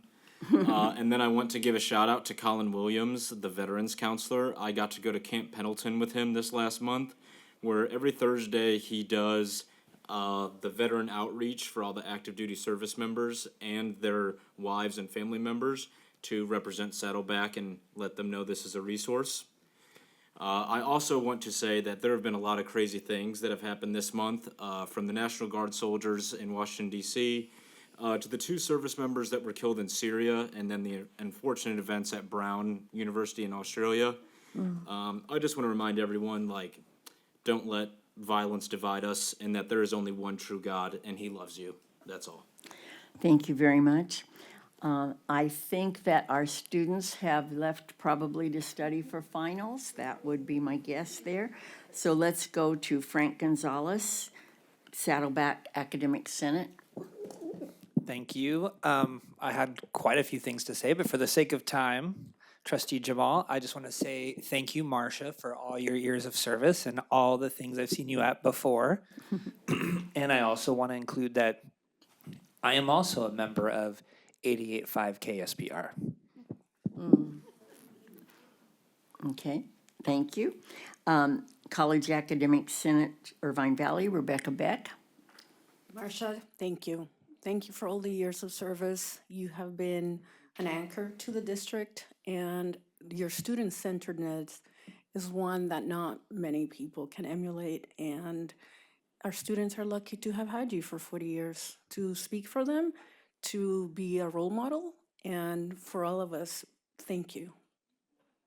Have a restful and restorative break to all of you. I hope it's a gentle one. Thank you. Faculty Association, this evening, Deanna Sugar. You got it, thank you. I'm going to continue the trend and just say on behalf of the Faculty Association how deeply grateful we are, Marcia, I can't see you because you're over there, for your 40 years of service. In talking to colleagues from Saddleback and IVC, what kept coming up was just a deep appreciation for your willingness to be everywhere at the colleges, to really see the multiple perspectives of all of the different people who are involved in the work that we do. Many faculty were appreciative of the time that you are always willing to take to hear the faculty voice. And also just the different events that you have attended, and even being a student yourself. I understand that you took Gina Goss's Spanish class and went to Spain with Carmen Mara.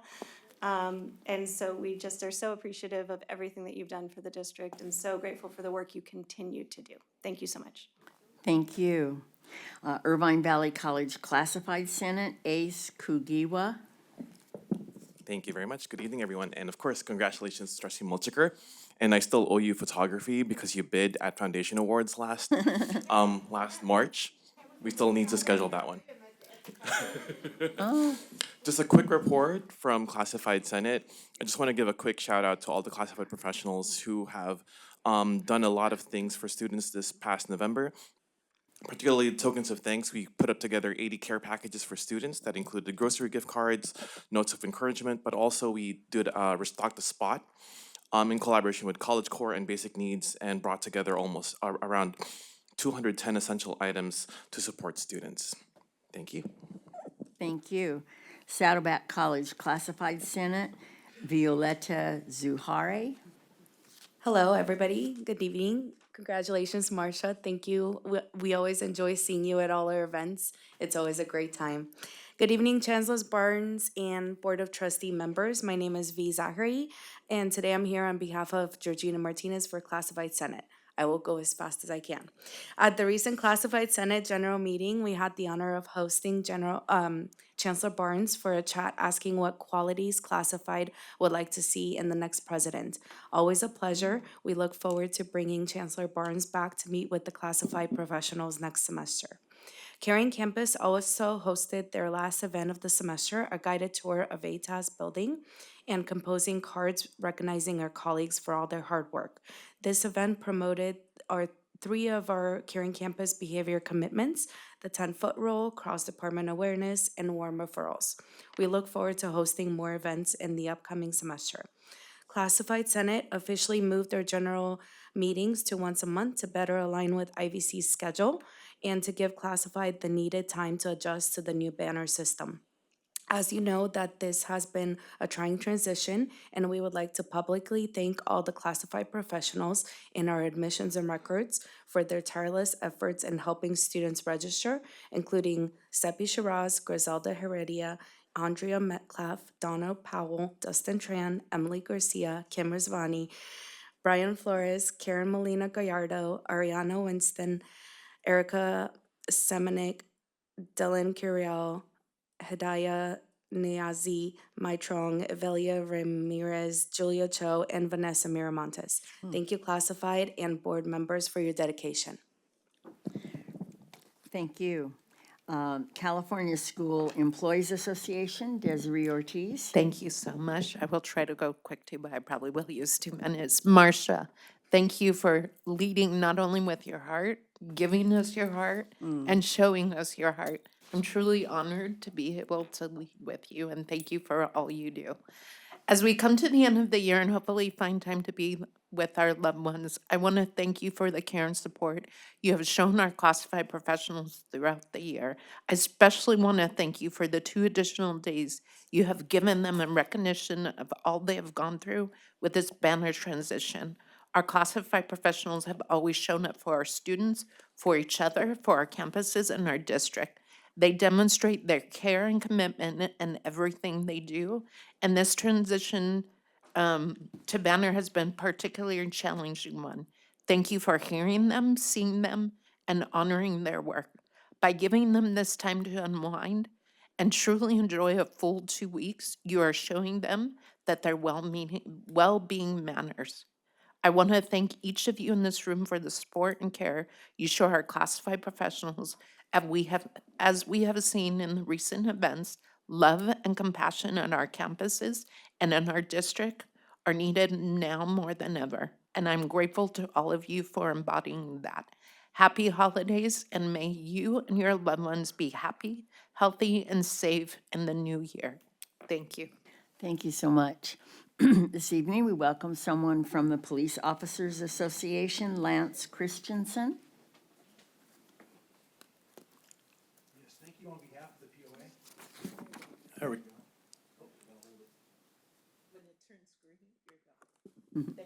Okay, thank you on behalf of the POA. We'd just like to thank the trustee members, Trustee Inman, trustee members, Chancellor Barnes, Ivy Saddleback, President Stern.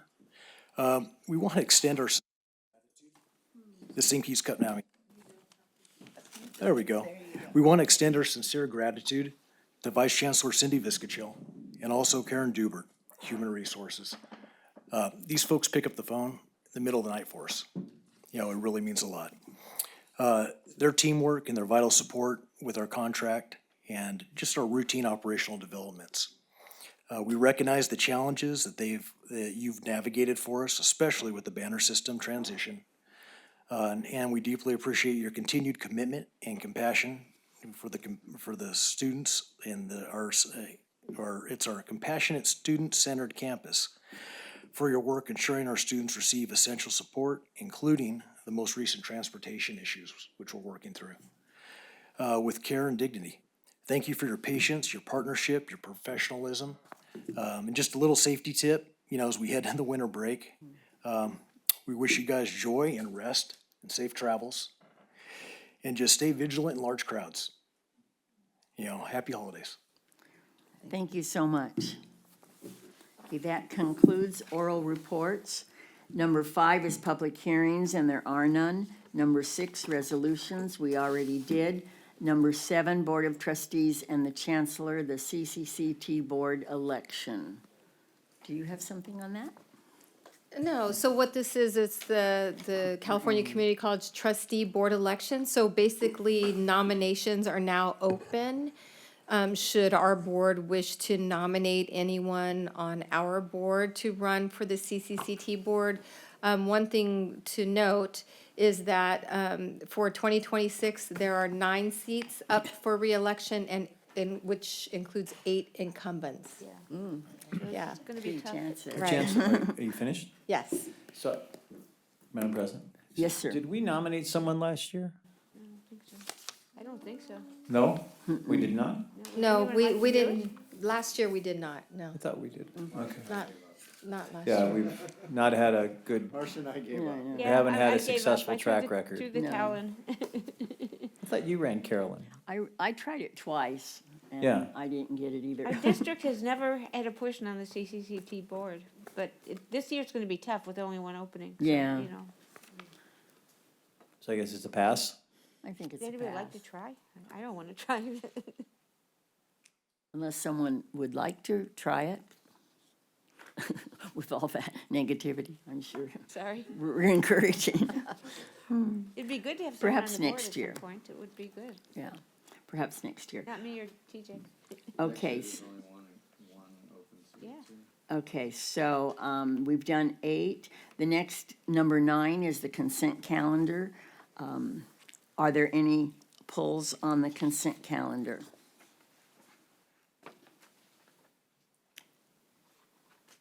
If not, we will move right along. Then let's vote on, So moved. okay, it's been moved by Second. trustee Jamal and seconded by trustee Jack. Jack, that's close, rhymes. Trustee Jack, let's vote. The motion carries 7-0 with student trustee advisory vote also a yes. We are now to number 10, business services. Vice Chancellor Dr. Anne Marie Gable. We will be working with her.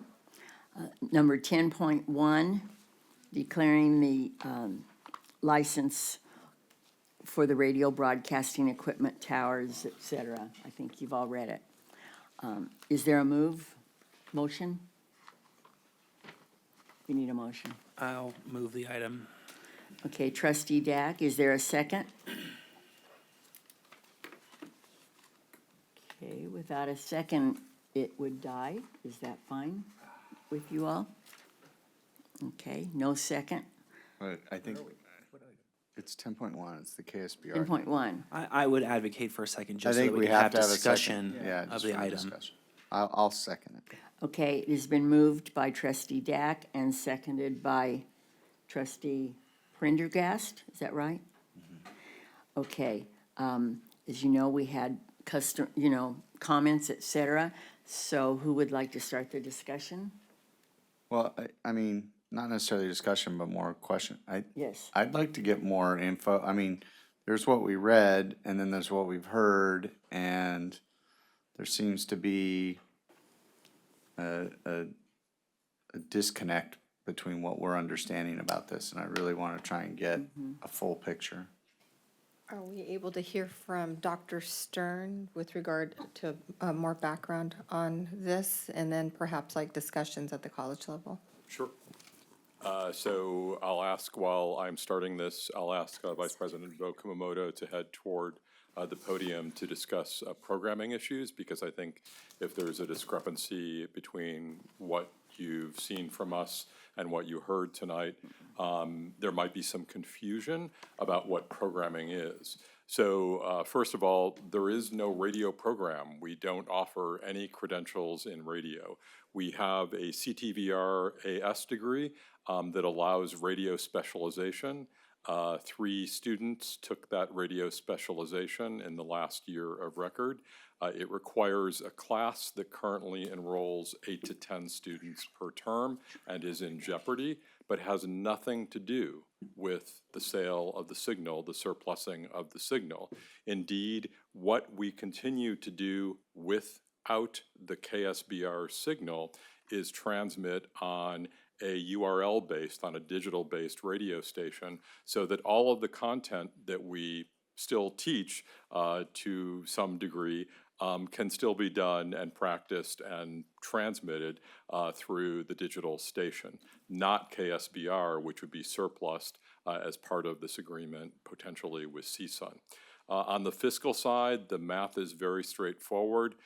We have ongoing aggregate liability for the portion of the expenses related to keeping the station going.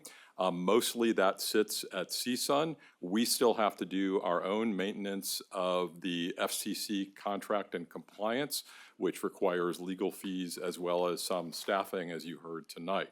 The total liability so far that's accrued because of the ongoing losses of this radio station currently run by CSUN and radio stations in general is in the neighborhood of $600,000 to $800,000 per year, of which we would be responsible for 25% in theory. So we're looking at total liability, total exposure of potentially $1.8 million plus legal fees. We are very pleased to bring you a possible agreement that reduces the liability and reduces the payout significantly from that to the value of the station, which I'll come to in a moment, plus an additional few $100,000 toward that liability exposure that is already accrued. The value of the station was previously estimated at $1.5 million by a valuation that was done a couple of years ago. When the stations went up for sale, that didn't turn out to be true. Whether the valuation was errant or whether the market fell more precipitously than they anticipated, I'm not sure, but the only offer that was garnered valued our station at the neighborhood of $350,000. So we are looking at a current value of around $300,000 and liability of up to $1.8 million. So getting out for a total value of about $250,000 payout and a $300,000 value of the station, about $600,000 total, we think is a very good agreement, potentially, so that the college will not continue accrue liability for programming that has never existed as a formal program at this college. Most of what was said tonight in public record concerned programming and students taking classes, and we heard about a student actually getting a job in radio in history, and I will therefore ask Vice President Bo Kumamoto to speak to the programming issues and Tram specifically what we've been doing and what we will continue to do and how the surplusing of the station signal might or might not change that. So currently, our radio program works to provide some practice for students to do broadcasting. That is continuing through our OC Rock station with this change. We already do some of that now. The programming that we actually have students connected to that is with KSBR is very limited. They do provide some public service announcement broadcasting, and the station itself, the HD2 station, just loops jazz music. So there is no actual programming participation from the students on that particular jazz music station. We have been working with the department over the last, since the partnership has begun, identifying ways for our students to continue participation. The original contract was meant to have our students working at the CSUN main station. That just never came to fruition. And so what we're looking at now is really just supporting the students through our OC Rock station. They're still getting the practice. It actually allows for us to have a lot more flexibility with the programming because we don't have to have it 24/7. We're able to provide the students with different types of programming based on their interest on the online station because there isn't the FCC compliance requirements as well. The cost for doing the online station is $2,000 a year, and we believe that allows them to do the same level of practice. Trustee Milchiker? Do we own the OC Rock station, the online station? Is that our? We pay a subscription cost for the station online. It's $2,000 a year. It's akin to a website. Yeah. Any other questions? Oh, yes. Let's Go take Ryan. Dak first. I'll give it to Trustee ahead. Jamal first. You had your hand up first. That's Go ahead. right. So I think some of this is an emotional issue. I used to listen to KSBR. I think the programming side, that wasn't a hopeful report. I know in the past on the operational side that we used to have very successful, very well-attended KSBR birthday bashes in my home city of Mission Viejo, attended by, I think a few thousand people. And it was a fundraiser. So what happened to that? So under the agreement that was made in 2017, major responsibility for broadcast from the partnership completely flipped to CSUN.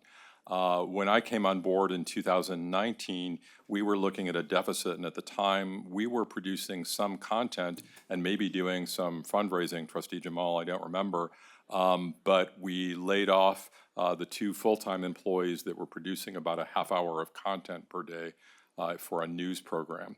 So we have not produced enough content to be able to go out and fundraise for anything for quite some time.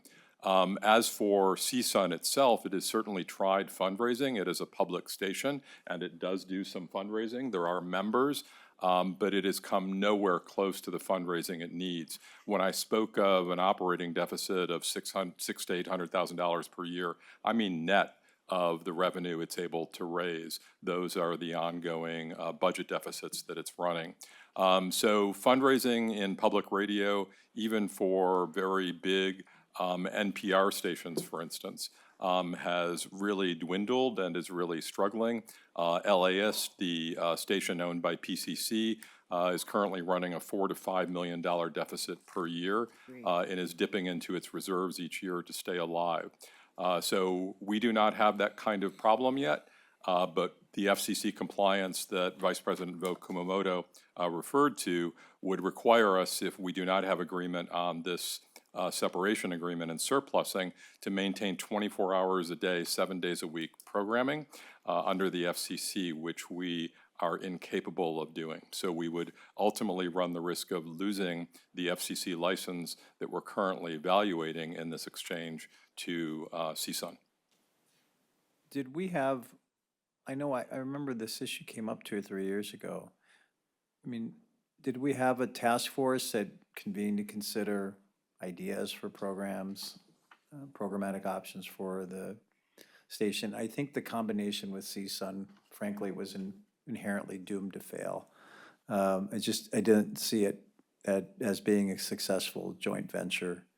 And I think at the time when this came up before the board, a lot of us expressed skepticism that we thought it would work. And ultimately, unfortunately, it didn't. What are some of the ideas programmatically that were discussed in terms of, content that could possibly sustain make it profitable? CSUN in the partnership has gone through at least 3 program changes in the 7 years that I've been here. None of them has been any more successful than the one before it, as I recall. If we were to take our station back at this point and pay the $1 million penalty and any accrued liability that would require, we would have to find programming for 24 hours a day, which, as I've mentioned before, we're incapable of doing. So I think the idea of a change in format would be up to CSUN and the partnership, and they've kind of exhausted their formats at this point. The last I remember, I believe, was the California Sound, and I don't know where it's gone since then. But the reasons for them keeping the station may not have to do with potential for success down the road. They too are struggling with an emotional issue on their campus and continue to employ a large number of people at that station that are protected by labor agreements. Yeah, I'd love to turn it over to my fellow trustees, but I think the big question is there are skills that our students can definitely benefit from having a campus radio station and getting that experience of performing and delivering on air. So I think to the extent that we ensure that those opportunities still exist here, that's critical. I couldn't agree more. I think anything that teaches skills is important, Trustee Jamal. What we need to do is look at where we're putting our resources and make sure under your supervision that the allocations are efficient and give good return on investment. Today in your consent agenda, you approved a new gaming program for Saddleback College in digital gaming and animation and design. That program leads to high demand jobs, and it allows us, with resources saved in this potential resolution of a long-standing partnership, to invest in jobs in the future for our students and in ways and teach them skills that they can actually turn into a job. Our very difficult job together is to decide where those future jobs are and where the skills are and how to teach them most efficiently, but we cannot continue to maintain all courses, all programs, when there is no workforce need for them. Prendergast, did you want? Yeah, I have a lot on this, unfortunately. So, just trying to make sure I get this clear. Right now, the only thing happening on HD2 is jazz looping 24/7. There are no DJs, there's no other type of music being played, it's just Correct. on a loop. Correct. So there's not even a mechanism that listeners could say, hey, wait, what's going on? Can we keep this? And whatever. Or some benefactor jumps in and says, I love jazz music on loop 24/7 and I want to pay you guys $1 million. Like, I'm really kind of torn on it because I know we've given the directive to start looking at programs that are not sustainable to save money and to keep things efficient. And we appreciate the work and effort that's been done on that behalf. I also know that, radio as an entity is starting to fade because everyone just listens to Spotify or their Apple Music or Google Play or whatever. So I am glad to hear that we have a mechanism for students to still get the experience of kind of going into that transition by broadcasting through website and through the internet versus the radio. I'm just kind of curious about something you just said about our original agreement saying that we were supposed to have our students have the ability to work on air with CSUN, and yet that never happened. Is that a breach of contract on their end? Or is that just our kids just didn't want to drive to Northridge? Yeah, I think the challenge was the distance, and we had attempted to have some level of remote programming. It just didn't come to fruition. One, because we had COVID in the middle of it, and then now it's been such separation that we've been building our programming differently. And I think to put you all at ease, part of our goal is to look at the trends of just broadcasting and journalism altogether, and talk about the CTVR program as a whole.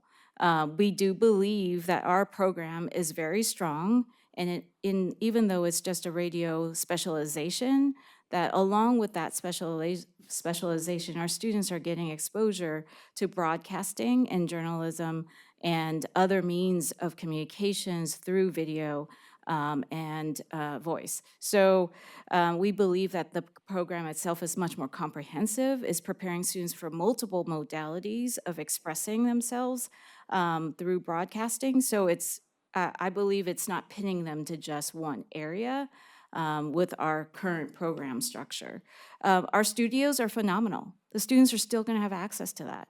Our faculty are great in utilizing our facilities and being able to help our students program. So they'll still have access to all of that.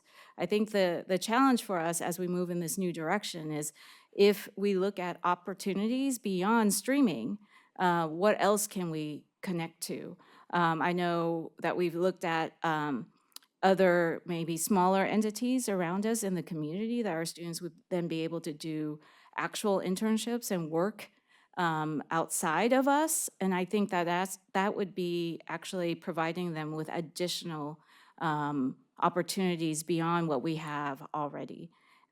So I actually do feel that our current programming with the broad approach of cinema, television, and radio helps them to actually prepare in several modalities to move forward, not just radio. So I guess then my next concern, based on the public comments, is are those students are they misunderstanding what's going to happen to them? And are their professors and this idea that they only found out this morning? I'm just kind of trying to play through the comments versus, again, what we're reading. And are they just not understanding what's really happening, or did they miss the memo? Like, I'm just trying to get this disconnect. There is definitely a gap between what you are hearing and what they have heard. It is definitely something that I will be going back with our Dean Farthing to discuss with the area. We have been working with the department on looking at providing exposure to students through our streaming platform because that is the future. So there is definitely a gap that we will need to address. I don't know to what extent the students were informed outside of what they saw on the board agenda. I do want to clarify, some of them seem to have been in the radio class or were previously in the radio class.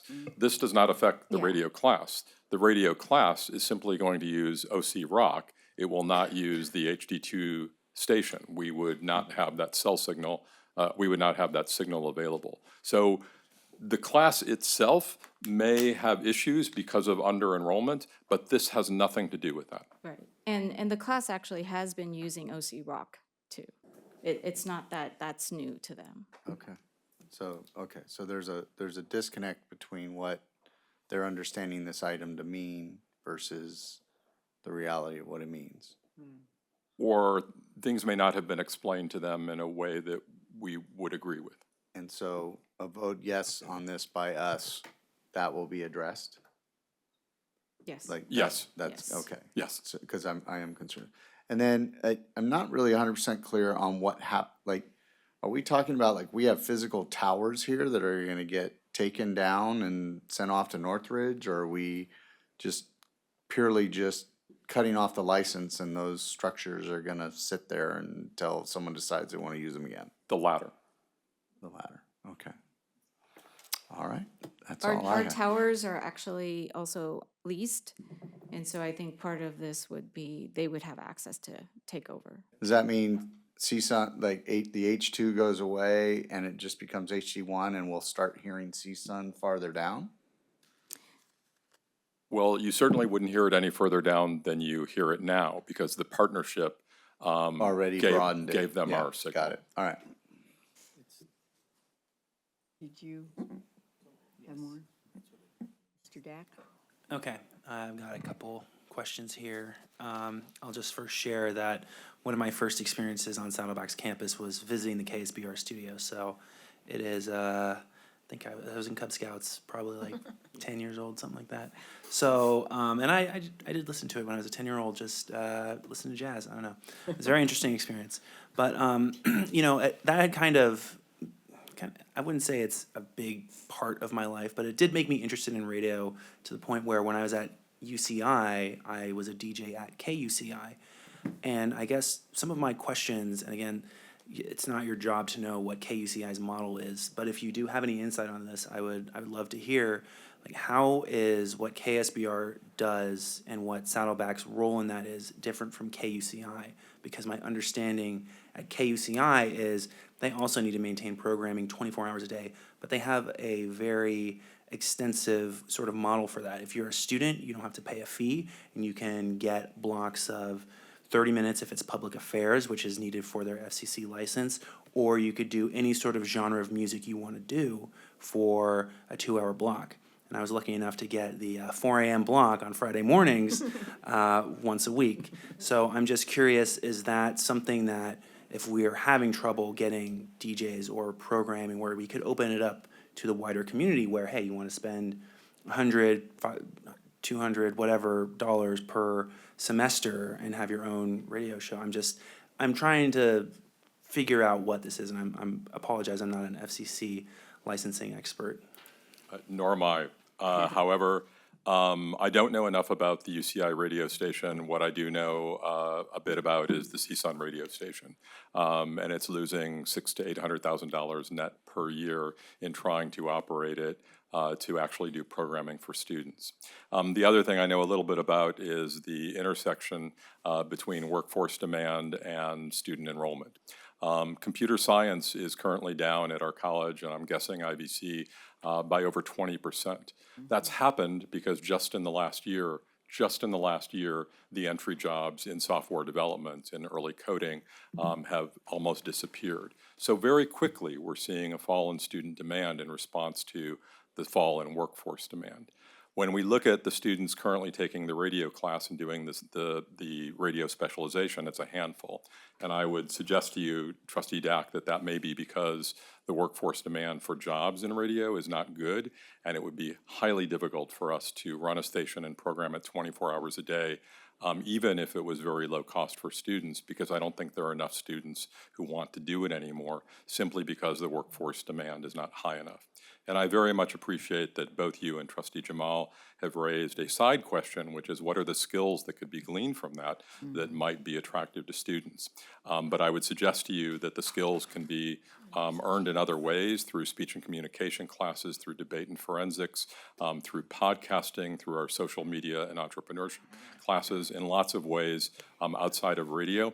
Radio has been a CTE program for us, and CTE programs, well, to the extent that there's programming, not a program, CTE programs require workforce demand. And we simply do not have workforce demand in radio, and the future looks ever more bleak. Revenues in radio are falling for local stations by about 3% per year and are not projected to plateau anytime in the near future. So to you, and sorry to just interject, to you and Tram in a small way, I'm happy to discuss with you some experiential opportunities. I'm involved in producing a podcast, involved in lots of social media work, and could definitely consider using some Saddleback student talent in these efforts. So we can talk offline about that. Indeed, and we have the labs for it, and we have student interest in podcasting for sure. Well, I guess one of my other follow-up questions is, it is, well, let me ask, is this something that needs action tonight? Is this something, or is this needs to be done by the end of the year, or is this something that, because to be quite honest, I know there's a lot of different pull and push factors, but we are a community college district, and I mean, opening up potentially KSBR studios to the community at large. Would you like to do a public affairs show? Would you like to do your own stuff? I don't know what the specifics are, but I would at least like to have the opportunity to explore what KUCI does and if that could be something we could do. But it kind of is dependent on whether this needs action tonight or could be something in the future. I appreciate that. Priya Jerome has stepped up to the podium at my request because she's been involved in negotiations with this for quite some time and understands some of the factors that would come into play if we were to delay a decision. Priya. Good evening, trustees. So at this stage, our liability with CSUN is currently, has stopped accruing as of December 31st, 2024. And there is a cost that, you know, every time they're programming and without settling this donation or this agreement, we will have to start factoring incurring the cost as of 2025 as well. So there is a push to get this done so that we can address the $800,000 deficit that we have, in addition to the $1 million that we would have to owe. And if we don't terminate, this matter will pose a problem from the perspective of CSUN because they are actively pushing to have this addressed. And so this needs to be done before the end of the calendar year then, it sounds like. It is a push to have this done before the end of the calendar year, yes. Okay. I guess I have a follow-up question. How long has this kind of been in the process? I don't know, because again, I kind of wish we had a little more time to digest this, right? We got the agenda on Thursday. It's like, oh, well, we need to do this right now. And there's a lot of people up here that have experience with KSBR and being part of the community. And I'm just curious, how long has this kind of been in the revolver, I guess? The program discussion on the partnership, Tram can address that, but I've been involved with discussing it's been more than 2 years since we talked about possibly looking at opportunities and how we can dissolve the partnership, so to say, right? So we've looked at multiple different avenues, and after trying everything out and trying to figure out the market conditions and everything, this came to be the best option between the two parties with donating and settling the deficit that we've accrued. I just do want to mention, because it's been said a couple times, I think it was in my very first maybe 6 months, the matter had come up, and I think Trustee Jamal, you just talked about it, and the board was provided with an update at that time. Frankly, though, I think what's being said is that I think there was kind of a lull, kind of maybe some silence. It seems to me that there's a disconnect, and I think there's already an acknowledgement tonight that there's a disconnect between what's being discussed and voted upon tonight and what the perception and reality is at the ground level, at the college level. So it sounds like the administrative team here is committing to making sure that you're going back to the college to have the dialogue and, you know, kind of clarifying the way forward. So it sounds like from a programmatic standpoint, maybe there was some miscommunication, misunderstanding from the folks that were here and speaking during public comment. So it seems like there's that commitment to do that. There is, Chancellor Barnes, but may I clarify, there has been communication at every step with the Dean of AMPT and his faculty about what's happening with the station. That means I'm unable to explain why students have a factual scenario that may not fit with what you're hearing. But we have had discussions at the college level with all who would be impacted by this decision, recalling that the impact on the class is actually minimal or none. So we would not have had any discussion with the students. And there is one adjunct who you met tonight who is teaching that class. But yes, we would make sure that any misunderstanding has been corrected and that students in particular know what is happening. I also want to say one more thing in response to Trustee Dack's question about if there been something in the revolver for a while that's just making its way to you now. This negotiation in the last stage has probably been going on for close to a year. And the offer that we're bringing to you for your consideration tonight is one of the first offers that we made. But as the valuation of the stations go down further and further, CSUN made a decision to today or a few weeks ago accept the offer that it previously rejected. One of the concerns we have about delays is that the value of the stations continue to drop. Radio is not something you would want to invest in at this point. And one of the dangers is that the value of the asset that we are trying to surplus may be declining with each new month. Okay. Well, I have actually one more question. So the streaming station, it's OC Rock, correct? Correct. Is that only limited to students that are enrolled in a class if they were to DJ? I'm just Right curious. now it is. Okay.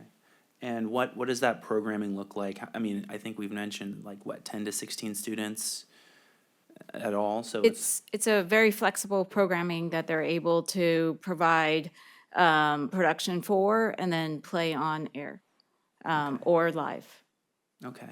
Well, I would love to have a conversation offline about maybe thoughts on expanding that to the community in some form. Because I don't know, again, my experience at KUCI was so fantastic, and I didn't have any formal radio experience. I think I took maybe an hour course on how to run the levels and how to do it, and so it was great for me. I was never part of a radiology or radio course, so it's something that I would love to discuss. We're happy to have that conversation. We just don't think that an FCC-regulated radio signal is necessary to have that conversation. For the online one. Thank yeah. you. Thank you. I want to call on Trustee Bartlett, but I do want to remind you, we've moved around a lot. We still have 11 more items. So we need to come to a conclusion as we can. But And that's why I wanted to speak. I appreciate everyone's comments. I do have one question. You mentioned that some of our equipment is actually leased. The towers. Okay, but are we donating? We're not donating the towers then, because it's a little bit confusing here, where it says the over-air radio broadcasting equipment and towers as surplus property approves the donation agreement. Are we donating leased equipment? Or? No, we own the equipment. We are donating all of the equipment. What we are doing is we have a lease where those towers are located. So there's 3 different leases that we have, that we are paying folks to have our equipment on their property. Okay, that's And where. so what we're doing is we're donating the equipment that's on that property, and then we are also going to be assigning the leases that we have to CSUN. Okay, that makes sense, because in reading this, it was not clear with regard to the towers and the leased equipment. And I know times are changing and we have to keep up. If you've got 8 to 10 students that are signing up for a class, even if we have opened it up to the public where they can come and take a half an hour, we're not gonna make up that $800,000 deficit that we've got. It's too large. And I think I hired one of your people that you let go a while back, Dawn Camber. She worked at KSBR, and when You she did was the like- news. Yes, and when she was let go, she applied, and I hired her in my supervisory board office. She was the communications outreach person for a while, and very, very good at that. We're glad she landed. So, but I understand programs and times change, and I think we need to move forward. We've got an opportunity here with CSUN that, we need to take advantage of, because you're right, everything is depreciating. Liability could be increasing. We're not gonna make up the revenue deficit that we have, and we've got to make some tough decisions, so I think we need to move on this. Any other discussion? All right, I'm going to call for a vote. Oh, we have one? Yep. Trustee Riddell? Is it possible, at all possible? Is it at all possible if CSUN could give an extension? I mean, it has to be, I think the problem here is tonight, is that we have, how many days till 6 days till school closes? And I think, and I also think the problem is, what I heard from the students is that it was the way it was presented to them. And they say they just found out about it 5 hours ago. And then you made a comment, it's possible how it was presented. So we don't know that end either. And I'm sure that has a lot to do with it. So I feel tight about making this decision, just as Trustee Dax said. I mean, we just found out about this ourselves. Yes, it's a lot of money that we're talking about, but I'm also thinking we're a community college. We always, we spend a lot of money on our students. Is it possible that they'll give an extension? Maybe Priya would speak from her knowledge of the negotiations, but I do want to address your earlier point about the student testimony. The class that they are in or were in their past continues to run. It is not affected by the decision you make tonight. We simply would be using a different platform, and one, as you heard from Vice President Vo Kumamoto, they already use in the class.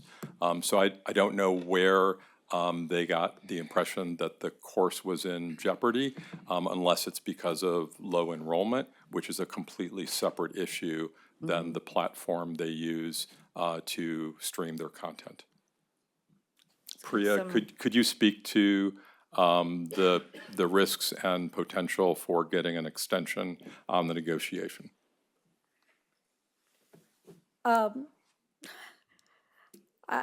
From what our legal counsel has suggested, the way the conversation and negotiations is going is with their legal counsel. There's a lot of push to get this resolved quickly because, as I said, we haven't, we haven't accrued any expenses and the program is at like a standstill so far.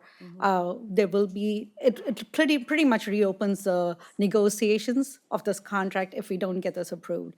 The $285,000 settlement is in calculation of all the accrued expenses we have. And if we don't settle today, we may land up having to reopen what the cost for this year's accrual would be, and may have to pay a lot more than the $875,000 that we currently accrued. Okay. Yeah. Thank you. Thinking the same thing. Let's move on then and go ahead and vote, please. The motion carried 6-0 with 2 people abstaining. And the student trustee. 6-0 with 2 abstaining and a student trustee vote. 6, that's 8. 6 yeses, 6 and 2. But it says 2. Oh, I see, you're including the student trustee. Yeah. Okay. Thank you very much. 10.2, SOC award of bid number 13135-2025 for Saddleback College baseball scoreboard. Do we have a motion and a second? Second? It has been moved by Trustee Milchiker and seconded by Trustee Bartlett. Is there any discussion? Let's vote. Can't wait to see it. Let's vote, please. The motion carries on a 7-0 plus the student trustee. Thank you. Number 10.3, award of bid for the Saddleback College Health Science Building air handling unit replacement, et cetera. So moved. Second. I'm sorry, was that Trustee Jamal and Trustee Milchiker? Okay. Discussion? Okay, let's vote. Mine keeps. The motion carries on a 7-0 vote, with student trustee also voting yes. Number 10.4, Saddleback College at ATEP project, change order number 2 for Swinnerton Builders, 10 point. Second. It's been moved by Trustee Milchiker and seconded by student trustee. Discussion? Let's vote, please. The motion carries 7-0 plus Trustee Leonard. Thank you. Number 10.5, construction management services for district-wide capital construction projects, et cetera. Number 10.5, discussion. Second. It has been moved by trustee Milchiker and seconded by trustee Bartlett. Is there? Just a quick clarification. This is, in essence, they're going to be our district-wide project manager for all capital projects. Is that their role? And who do they report to? So this particular change order is to put folks at Saddleback College, and so they would primarily be reporting to Rod Garcia, the Vice President of Administrative Services, but they would also, Manhani Ephraim, our Executive Director, oversees the entire contract. The need for this is so that Saddleback can continue with a lot of their smaller projects that are not overseen by district services, that they do themselves. And so this is with the loss of Saddleback's Senior Director of Facilities, who's retiring this week, they are trying to backfill some of the staff, the management staff that they have to perform a lot of the construction management and field engineer services that they need for their smaller projects. This seems like a big contract. It's a 5-year contract, but it's 3 individuals. And they are specifically located at Saddleback for Saddleback projects. Are there any other questions? Trustee Bartlett? Yeah, I thought it was a high dollar amount as well until I looked at the exhibit. It's a not to exceed figure. Correct. So they're doing some estimates here, and I'm sure that our staff will watch them very closely so that we don't hit that top end of the limit. But they just bill as they go, and we watch, exactly what they're doing. So it's just the high-end estimate of services. Correct. Okay. Any other discussion? Let's vote, please.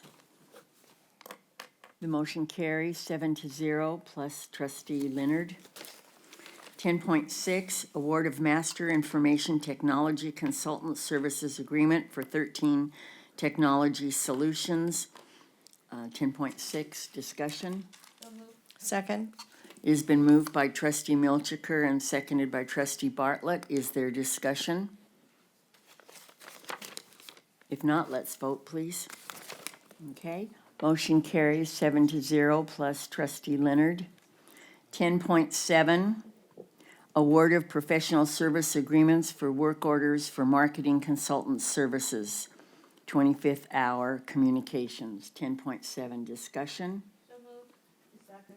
It's been moved by trustee Milchiker and seconded by trustee Rydell. Is there discussion? Okay, vote please. The motion carries 7-0 plus student trustee Leonard. Okay, area number 11, human resources, Dr. Viscachill. Yes, 11.1 is the 2025, 26, and 26, 27 salary schedules for the chancellor are before you for vote. Motion, please. Move the item. Okay, Second. Trustee Bartlett moved and trustee Dax seconded. There were several, but I'll take those names. Discussion? Vote, please. Yeah, the readout is next, in the next item.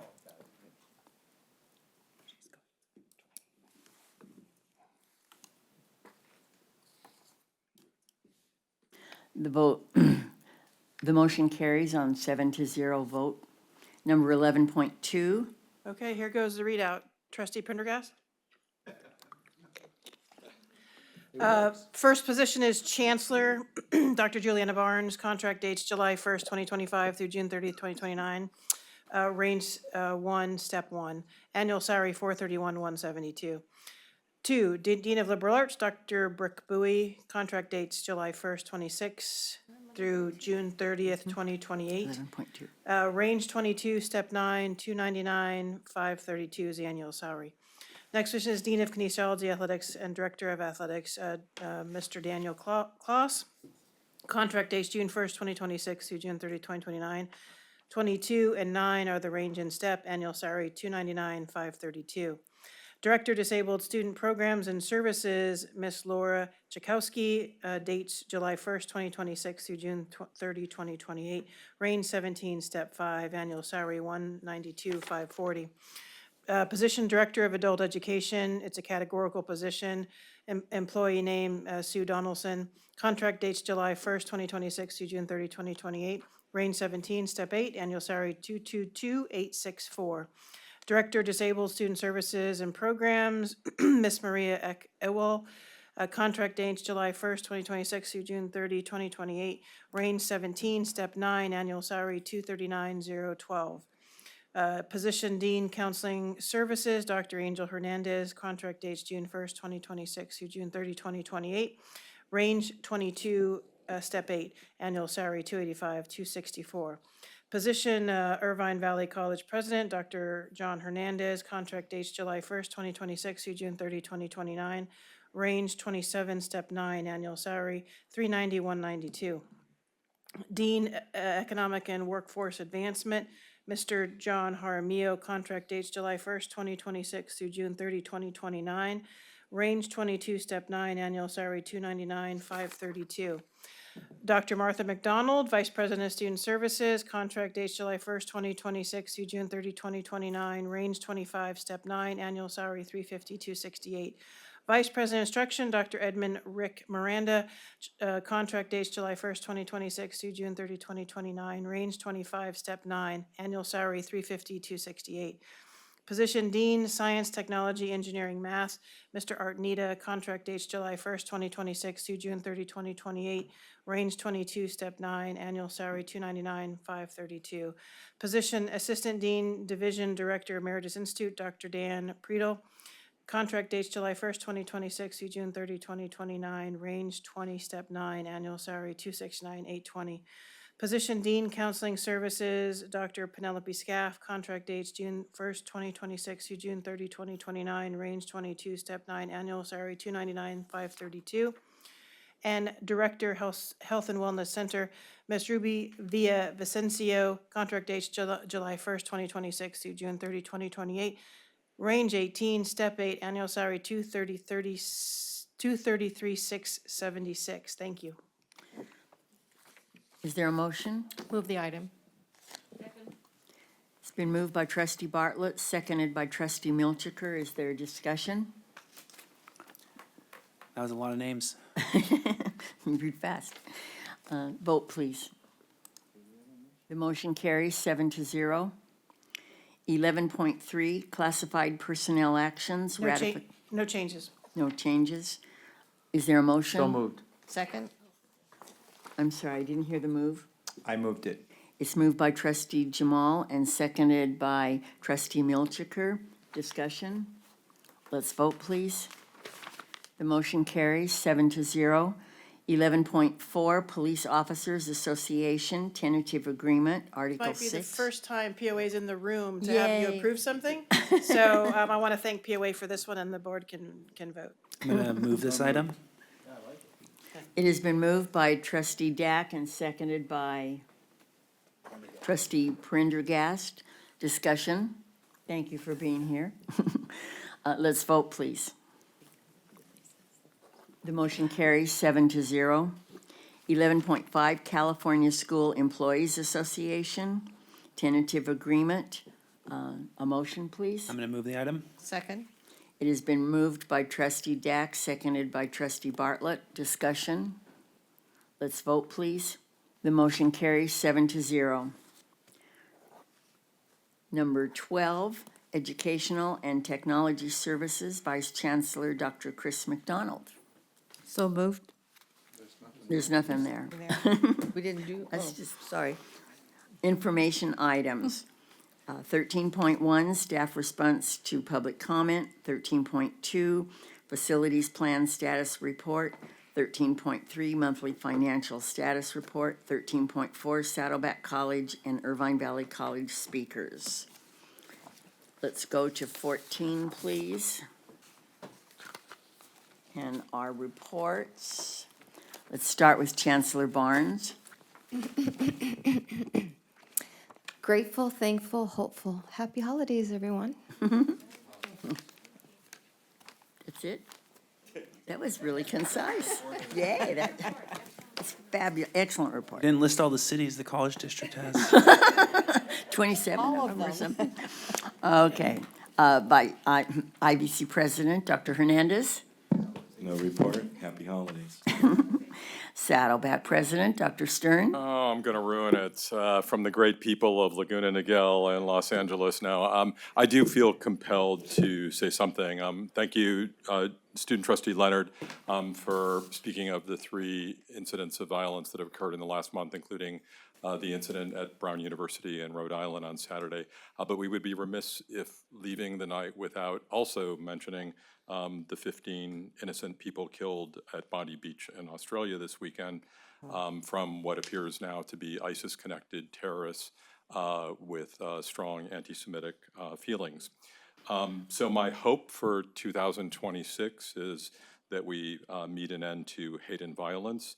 But to do that, I think we have to get back to and role model from our respective seats an embrace of diversity, regardless of race, how many gods people pray to, if they pray at all, gender, or who they love. So we say happy holidays not because it's woke. We say happy holidays because it's inclusive and because it doesn't preach a homogeneity that none of us want for our future. So from me, happy holidays and happy New Year. Thank you. Vice Chancellor Dr. McDonald. No report. Okay, Vice Chancellor Dr. Viscachill. Just to thank you to Desiree Ortiz for CSEA for the negotiation that we just recently did that you approved tonight. And Lance Christensen is the VP of POA, so I want to thank him for his efforts as well. Good. Thank you. Thank you. Vice Chancellor of Business, Dr. Gable. No report. And that gives us the possibility of adjournment. If there are no objections, Possibility. the meeting is adjourned. Boom.